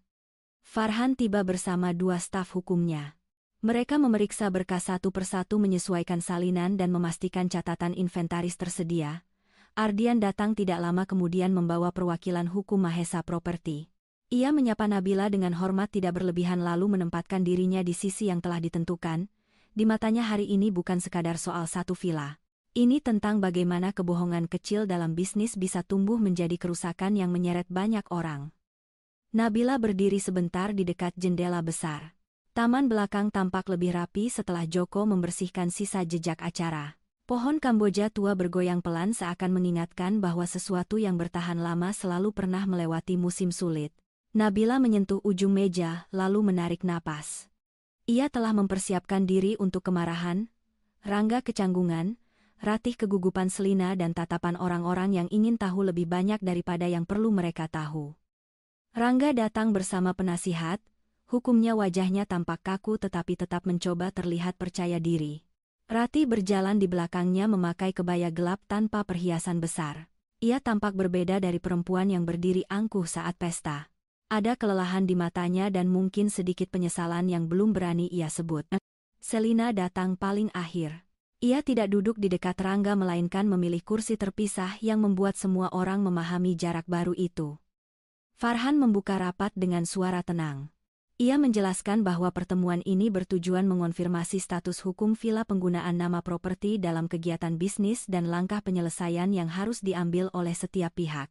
Tidak ada kalimat yang menyudutkan secara pribadi, tidak ada nada menghina. Namun semakin tertib penjelasan itu semakin jelas bahwa ruang untuk kabur semakin sempit. Rangga menatap berkas di depannya seperti menatap tembok. Farhan kemudian memulai kronologi. Ia menyebut tanggal ketika kewajiban lama keluarga Wicaksana memasuki tahap peringatan akhir.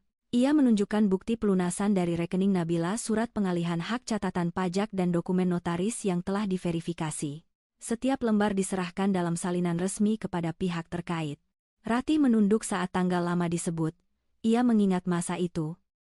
Masa ketika ia lebih sibuk menjaga wajah di depan kerabat daripada bertanya siapa yang diam-diam menyelamatkannya. Penasihat hukum Rangga mencoba menyela dengan nada sopan. Ia mengatakan bahwa ada nilai sejarah keluarga yang tidak dapat diabaikan. Farhan mengangguk lalu menjawab bahwa nilai sejarah dapat dihormati tanpa mengubah kepemilikan sah. Ia menekankan bahwa Nabila tidak pernah melarang keluarga mengambil barang pribadi atau menyimpan kenangan, tetapi penggunaan villa untuk acara promosi dan kerjasama bisnis tanpa izin adalah persoalan berbeda. Pernyataan itu membuat beberapa perwakilan mitra saling memandang. Ardian kemudian menyampaikan posisi Mahesa Properti. Ia menjelaskan bahwa perusahaan pernah menerima pendekatan kerjasama dari pihak Rangga dengan villa sebagai bagian dari citra dan rencana lokasi jamuan. Setelah verifikasi internal, Mahesa menemukan ketidaksesuaian antara klaim dan dokumen resmi, karena itu semua pembicaraan dihentikan. Ia tidak menyebut Rangga sebagai penipu. Namun justru pilihan katanya yang bersih membuat kesalahan Rangga terlihat lebih sulit ditutupi.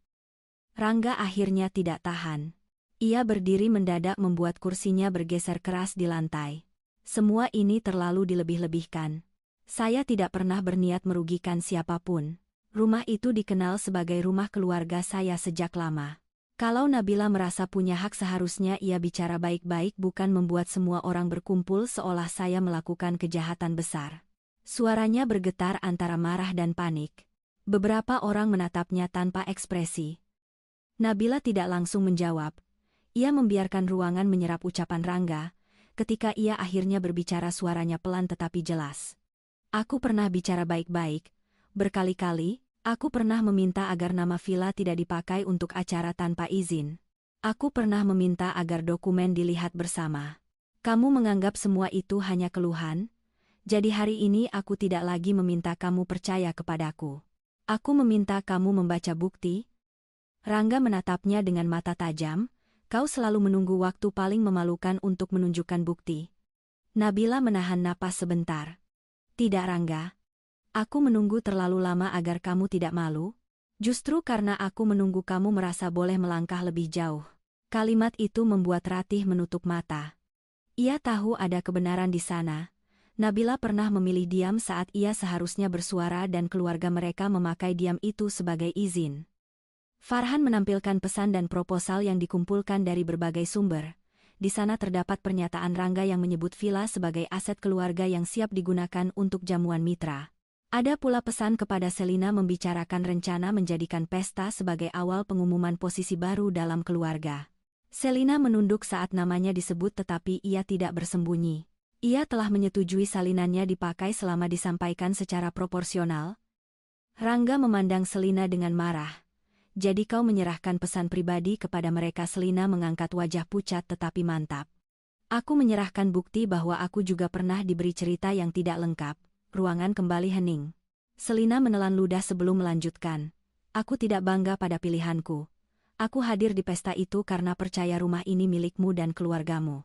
Setelah tahu kebenarannya, aku tidak mau lagi menjadi bagian dari panggung yang salah. Pengakuan Selina menghantam Rangga lebih keras daripada dokumen. Ia dapat melawan kertas dengan tafsir, tetapi sulit melawan seseorang yang pernah berdiri di sisinya dan kini memilih jarak. Kau pikir mereka akan menerimamu setelah ini? Tanyanya dingin. Selina tidak membalas dengan emosi. Aku tidak datang untuk diterima. Aku datang agar tidak terus berbohong. Nabila memandangnya singkat. Di antara semua kesalahan keberanian kecil itu tetap layak dicatat sebagai awal pertanggungjawaban. Ratih akhirnya berbicara, suaranya pelan hampir tidak seperti dirinya. Aku ingin mengatakan sesuatu. Semua orang menoleh. Ia menggenggam ujung kain di pangkuannya lalu menarik napas panjang. Aku tahu Nabila banyak membantu rumah ini. Aku tidak tahu semua dokumen tetapi aku tahu ia sering datang saat ada masalah. Aku memilih tidak melihat karena lebih nyaman percaya bahwa keluarga kami masih kuat. Kata-kata itu keluar patah-patah tetapi cukup untuk mengguncang Rangga. Rangga menatap ibunya seolah kehilangan pijakan terakhir. Ibu tidak perlu mengatakan itu. Ratih menatap putranya dengan mata basah. Aku perlu, karena terlalu lama aku mengajarimu bahwa nama keluarga lebih penting daripada kejujuran. Mungkin dari situlah semua ini membesar. Ruangan tidak bersuara, bahkan Farhan berhenti menulis sejenak. Pengakuan Ratih bukan permintaan maaf yang sempurna tetapi untuk perempuan seangkuh dirinya itu adalah celah pertama menuju kebenaran. Nabila mendengarkan tanpa tersenyum. Ia tidak merasa luka bertahun-tahun langsung sembuh hanya karena Ratih mengakui sebagian kesalahan, namun ia juga tidak menolak nilai dari pengakuan itu. Ada masa ketika ia sangat menginginkan kalimat seperti itu ketika ia masih berharap dapat diterima di rumah ini. Kini kalimat tersebut datang terlambat tetapi tetap menjadi tanda bahwa dinding lama mulai runtuh bukan karena dipukul melainkan karena akhirnya tidak mampu menyangkal retaknya sendiri. Farhan melanjutkan pembahasan penyelesaian. Ia menyebut 3 poin utama. Pertama, pengakuan tertulis bahwa Villa Bandung berada dalam kepemilikan sah Nabila. Kedua, penghentian seluruh penggunaan nama villa untuk kegiatan keluarga Wicaksana tanpa izin. Ketiga, klarifikasi kepada pihak bisnis yang menerima proposal atau undangan berdasarkan informasi tidak lengkap. Ia menyampaikan semuanya dengan nada praktis. Tidak ada tuntutan berlebihan, tetapi setiap poin menuntut keberanian untuk berhenti berpura-pura. Penasihat hukum Rangga berbisik kepada kliennya. Wajahnya tampak mendesak agar Rangga menerima sebagian besar poin demi mencegah kerugian lebih besar. Namun Rangga masih menatap Nabila dengan kemarahan. Kau ingin aku menunduk di depan semua orang? Nabila menjawab. Aku ingin kamu berhenti berdiri di atas sesuatu yang bukan milikmu. Kalau itu terasa seperti menunduk mungkin karena selama ini kamu berdiri terlalu tinggi di tempat yang salah. Ardian menambahkan dengan suara datar. Dari sisi bisnis klarifikasi sukarela akan lebih baik daripada sanggahan yang terus berubah. Banyak mitra menghargai pihak yang berani memperbaiki informasi. Tetapi bila informasi yang keliru terus dipertahankan konsekuensinya akan melebar. Rangga menatap Ardian ingin membantah tetapi ia tahu pria itu benar. Pasar bisnis tidak selalu peduli pada drama keluarga tetapi sangat peduli pada keandalan dan kejujuran data. Selina menatap meja lalu berkata lagi. Saya bersedia membuat pernyataan bahwa saya hadir di acara itu karena mendapat informasi yang tidak lengkap. Saya tidak akan menyerang siapapun, saya hanya akan menjelaskan posisi saya.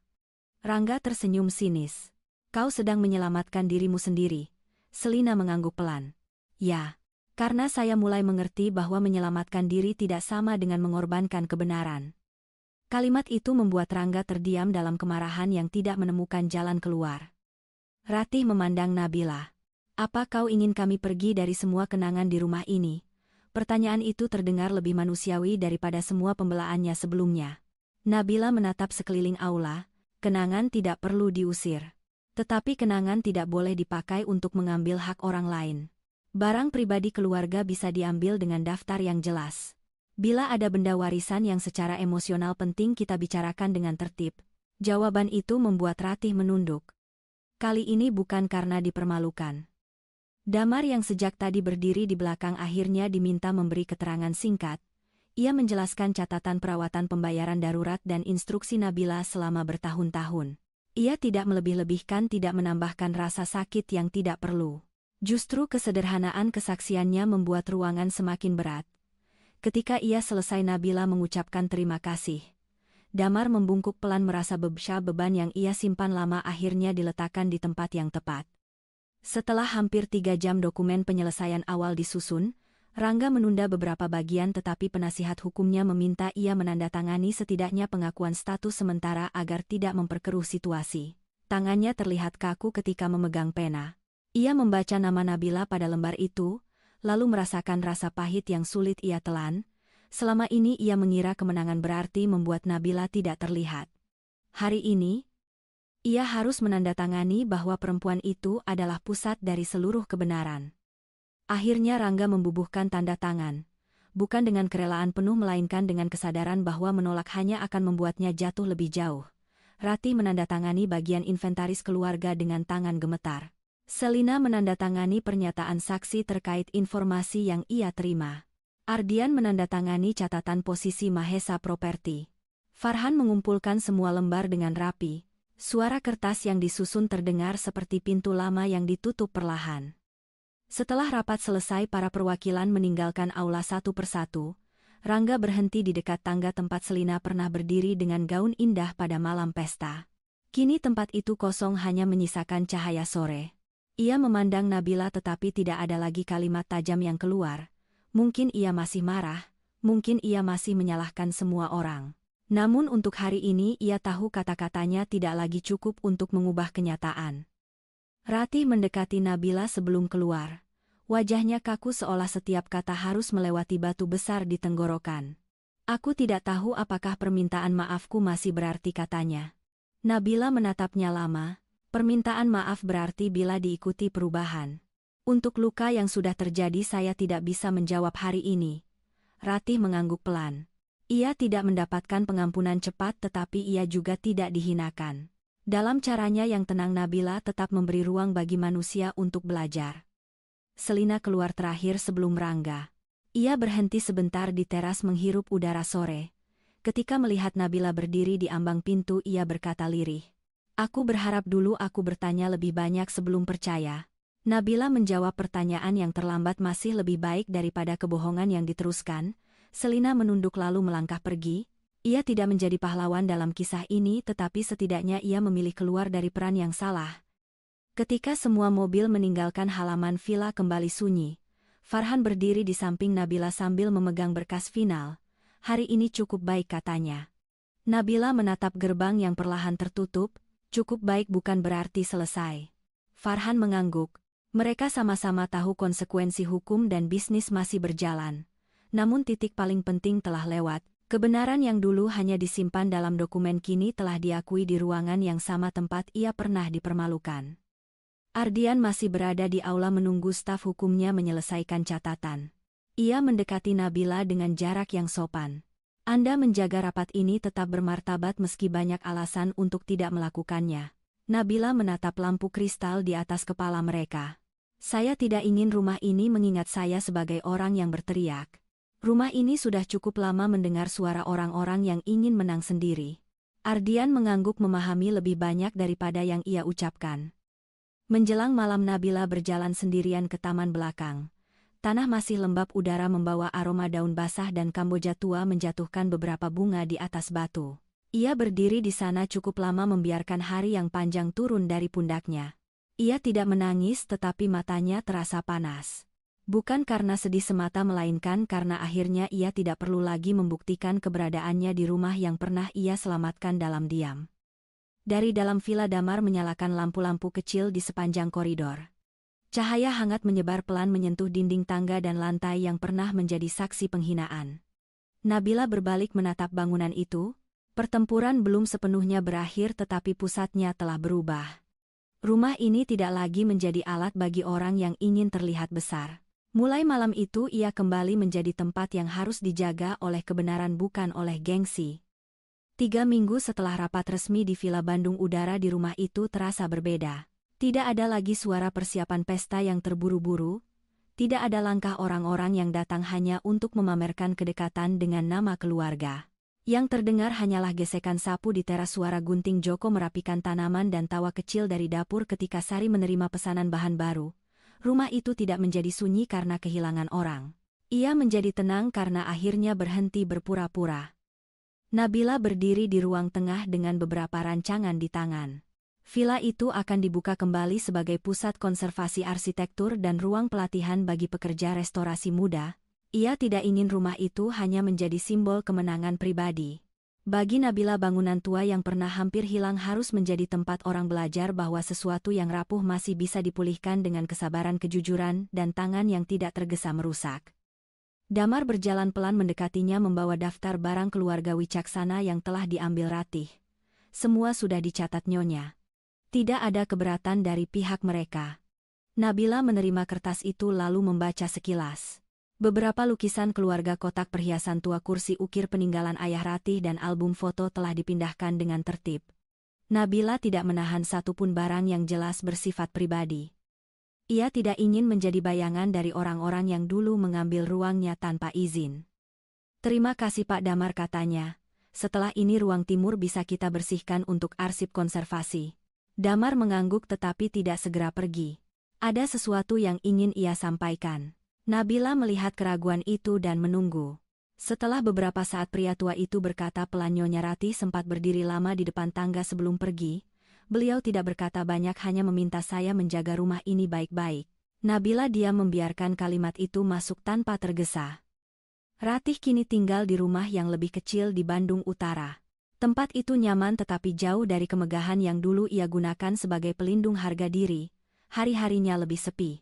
Beberapa kerabat masih menghubungi tetapi nada mereka berubah. Tidak semua orang meninggalkannya, namun tidak semua lagi mengangguk pada setiap ucapannya.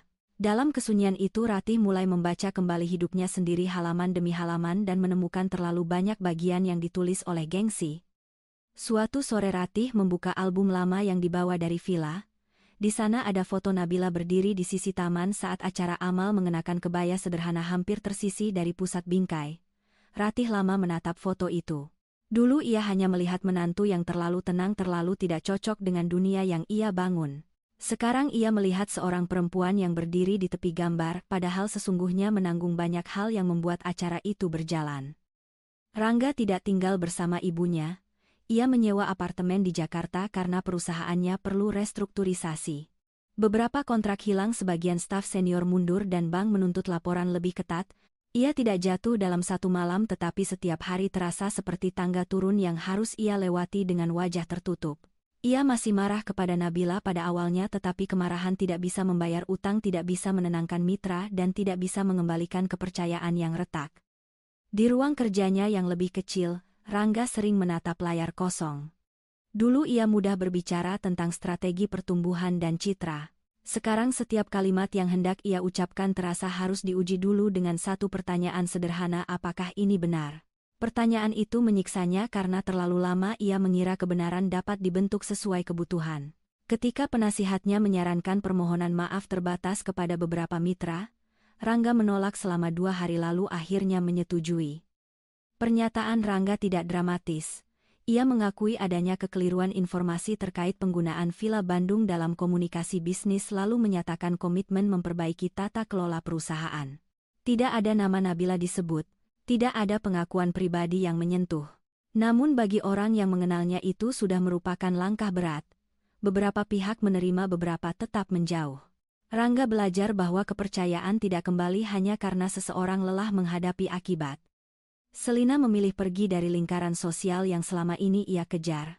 Ia mengundurkan diri dari beberapa acara publik dan kembali bekerja di bidang relasi pelanggan dengan batas yang lebih jelas. Untuk waktu lama ia merasa malu ketika melihat berita atau mendengar nama Rangga. Namun rasa malu itu perlahan berubah menjadi pelajaran pahit. Ia tidak lagi ingin menjadi perempuan yang mengukur nilai dirinya dari tempat duduk di samping pria berkuasa. Suatu hari Selina mengirim pesan singkat kepada Nabila. Isinya sederhana, ucapan terima kasih karena tidak memperlakukannya sebagai alat untuk mempermalukan Rangga lebih jauh. Nabila membaca pesan itu saat berada di ruang arsip villa. Ia tidak membalas panjang, ia hanya menulis bahwa setiap orang bertanggung jawab atas langkah berikutnya. Setelah mengirim balasan, Nabila meletakkan ponsel dan kembali memeriksa rancangan program pelatihan. Masa lalu boleh diingat, tetapi tidak boleh lagi memimpin tangannya. Mahesa Properti tetap mendukung proyek konservasi villa kali ini melalui perjanjian resmi yang transparan. Ardian datang beberapa kali untuk meninjau perkembangan, selalu bersama tim dan agenda yang jelas. Ia tidak pernah memanfaatkan konflik Nabila untuk mendekat dengan cara murahan. Sikap itu membuat Nabila menghormatinya. Di dunia yang sering menukar perhatian dengan kepentingan, jarak yang sopan kadang menjadi bentuk penghargaan paling nyata. Pada kunjungan keempat, Ardian menemukan Nabila berdiri di balkon lantai 2 memandang pekerja muda belajar membersihkan batu alam di halaman. Mereka tampak bersemangat katanya. Nabila tersenyum tipis, sebagian dari mereka anak pekerja bangunan yang dulu membantu renovasi awal. Saya ingin mereka belajar bahwa merawat bangunan tua bisa menjadi pekerjaan terhormat. Ardian mengangguk. Ia melihat bahwa bagi Nabila kemenangan tidak pernah selesai pada kepemilikan. Ia selalu mencari cara agar luka berubah menjadi manfaat. Banyak orang setelah menang memilih menutup pintu, ujar Ardian. Anda justru membuka rumah. Nabila menatap halaman cukup lama sebelum menjawab, karena dulu saya tahu rasanya berdiri di depan pintu yang tertutup bahkan ketika saya membawa kunci. Saya tidak ingin rumah ini menjadi tempat orang lain merasa kecil. Kalimat itu membuat Ardian terdiam. Ia tidak menambahkan pujian karena beberapa ketulusan akan berkurang nilainya bila segera diberi kata-kata indah. Program pertama dibuka pada awal bulan berikutnya. Tidak ada pesta mewah, hanya peresmian sederhana dengan pekerja mahasiswa arsitektur, beberapa warga sekitar dan mitra yang benar-benar memahami tujuan tempat itu. Damar berdiri di dekat pintu menyambut tamu dengan mata berkaca-kaca. Sari menyiapkan hidangan rumahan yang harum jauh dari menu dingin yang dulu memenuhi meja pesta. Joko mengajak beberapa peserta melihat taman, menjelaskan bagaimana akar tua perlu dirawat tanpa dipaksa tumbuh cepat. Nabila memberi sambutan singkat. Ia tidak menceritakan semua luka, tidak menyebut Rangga atau Ratih sebagai contoh buruk. Ia hanya berkata bahwa rumah tua mengajarkan manusia untuk tidak menilai dari permukaan. Ada dinding yang tampak kokoh tetapi rapuh di dalam, ada kayu yang tampak usang tetapi masih kuat bila dirawat dengan benar. Para tamu mendengarkan dengan tenang. Banyak yang tidak tahu seluruh kisahnya tetapi mereka merasakan bahwa setiap kata datang dari pengalaman yang mahal. Di antara para tamu Ratih hadir tanpa banyak orang tahu. Ia berdiri di bagian belakang halaman mengenakan pakaian sederhana dan kerudung tipis. Nabila melihatnya dari jauh tetapi tidak langsung mendekat. Ratih tidak membawa sikap angkuh lama. Ia hanya berdiri seperti seseorang yang datang bukan untuk memiliki melainkan untuk melihat. Saat sambutan selesai, Ratih menundukkan kepala sebentar. Nabila membalas dengan anggukan kecil. Tidak ada pelukan, tidak ada air mata besar. Hanya pengakuan sunyi bahwa sesuatu telah berubah. Setelah acara berakhir, Ratih mendekati Nabila di dekat koridor samping. Damar dan beberapa staf memberi jarak. Ratih menggenggam tas kecilnya dengan kedua tangan. Rumah ini lebih hidup daripada saat aku memakainya untuk membuktikan sesuatu, katanya pelan.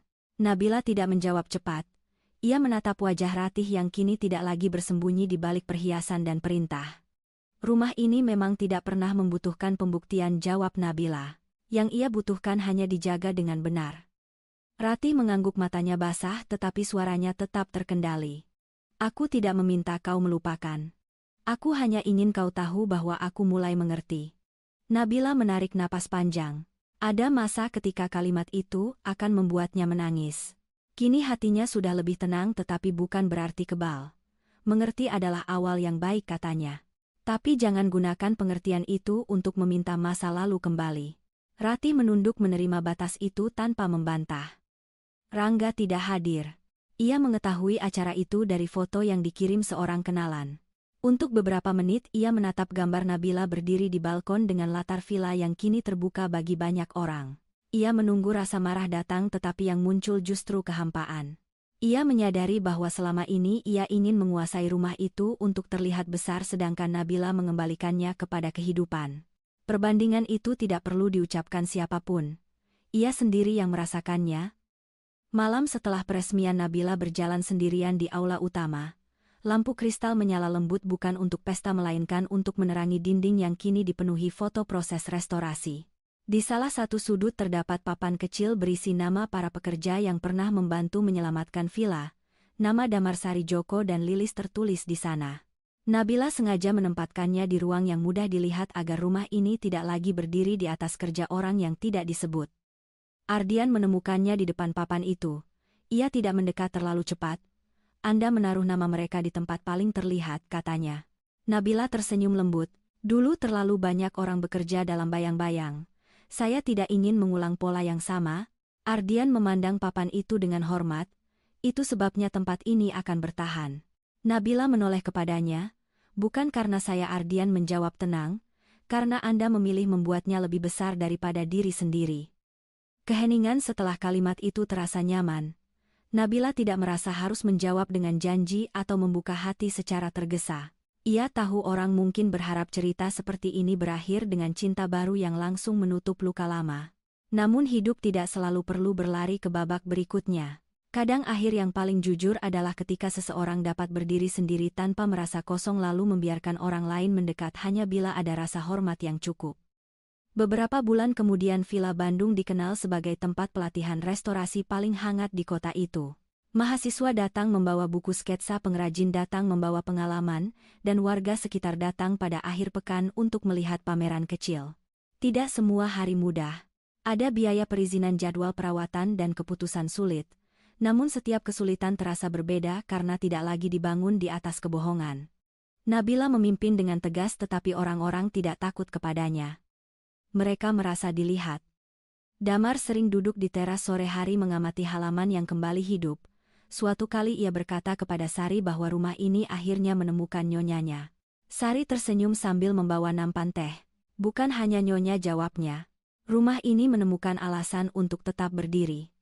Damar tertawa kecil lalu memandang ke arah balkon tempat Nabila sedang berbicara dengan peserta pelatihan. Ia merasa tahun-tahun sunyi yang ia simpan akhirnya tidak sia-sia. Pada hari ulang tahun pembukaan villa, Nabila menerima surat dari Rangga. Surat itu tidak panjang. Ia menulis bahwa perusahaannya masih berjuang, bahwa ia mulai memahami sebagian kesalahannya dan bahwa ia tidak meminta apapun. Di akhir ia menulis satu kalimat yang membuat Nabila berhenti membaca lebih lama. Ia berkata rumah itu memang tidak pernah menjadi miliknya karena ia hanya ingin memilikinya tanpa pernah benar-benar menjaganya. Nabila melipat surat itu dengan tenang. Ia tidak menangis, tidak pula merasa perlu membalas segera. Ada pengakuan yang datang terlambat tetapi tetap memiliki tempatnya sendiri. Ia menyimpan surat itu di laci arsip pribadi bukan sebagai tanda rindu melainkan sebagai bukti bahwa bahkan orang yang pernah melukai bisa belajar melihat pantulan dirinya. Namun pembelajaran Rangga bukan lagi tanggung jawabnya. Ia sudah cukup lama menanggung bagian yang bukan miliknya. Sore itu Nabila membuka gerbang villa untuk rombongan anak muda dari sekolah kejuruan. Mereka masuk dengan mata berbinar kagum pada tangga kayu kaca patri dan taman yang dirawat rapi. Nabila menyambut mereka tanpa jarak berlebihan. Ia menjelaskan bahwa setiap bangunan memiliki cerita tetapi manusia yang merawatnya menentukan apakah cerita itu menjadi beban atau warisan. Anak-anak itu mendengarkan dengan penuh perhatian. Tidak tahu bahwa perempuan di depan mereka sedang menceritakan hidupnya sendiri. Ketika matahari mulai turun, Nabila berdiri di depan gerbang yang dulu menjadi batas antara dirinya dan penghinaan. Angin Bandung menyentuh wajahnya dengan lembut. Dari dalam rumah terdengar suara orang bekerja, belajar dan tertawa. Ia tidak lagi melihat villa itu sebagai tempat ia pernah disingkirkan. Ia melihatnya sebagai ruang yang berhasil ia rebut kembali dari kesombongan, bukan dengan teriakan melainkan dengan keberanian yang rapi dan hati yang tidak menyerah. Ardian berdiri beberapa langkah di belakang tidak mengganggu. Ratih sesekali datang sebagai tamu biasa. Selina membangun hidup baru jauh dari panggung lama. Rangga menghadapi akibat dengan langkah yang belum tentu mudah tetapi setidaknya tidak lagi sepenuhnya buta. Semua orang bergerak membawa konsekuensi masing-masing. Nabila tidak perlu mengatur akhir mereka. Ia hanya perlu memastikan akhir untuk dirinya sendiri tidak ditulis oleh orang yang pernah meremehkannya. Saat gerbang perlahan ditutup untuk malam, Nabila tetap berada di dalam halaman. Kali ini ia bukan perempuan yang datang membawa pengacara untuk membuktikan haknya. Ia bukan istri yang dipandang tak punya tempat, bukan menantu yang suaranya dikecilkan, bukan bayangan di tepi foto keluarga. Ia adalah pemilik yang sah, penjaga yang sadar dan perempuan yang memahami bahwa martabat tidak selalu harus direbut dengan gaduh.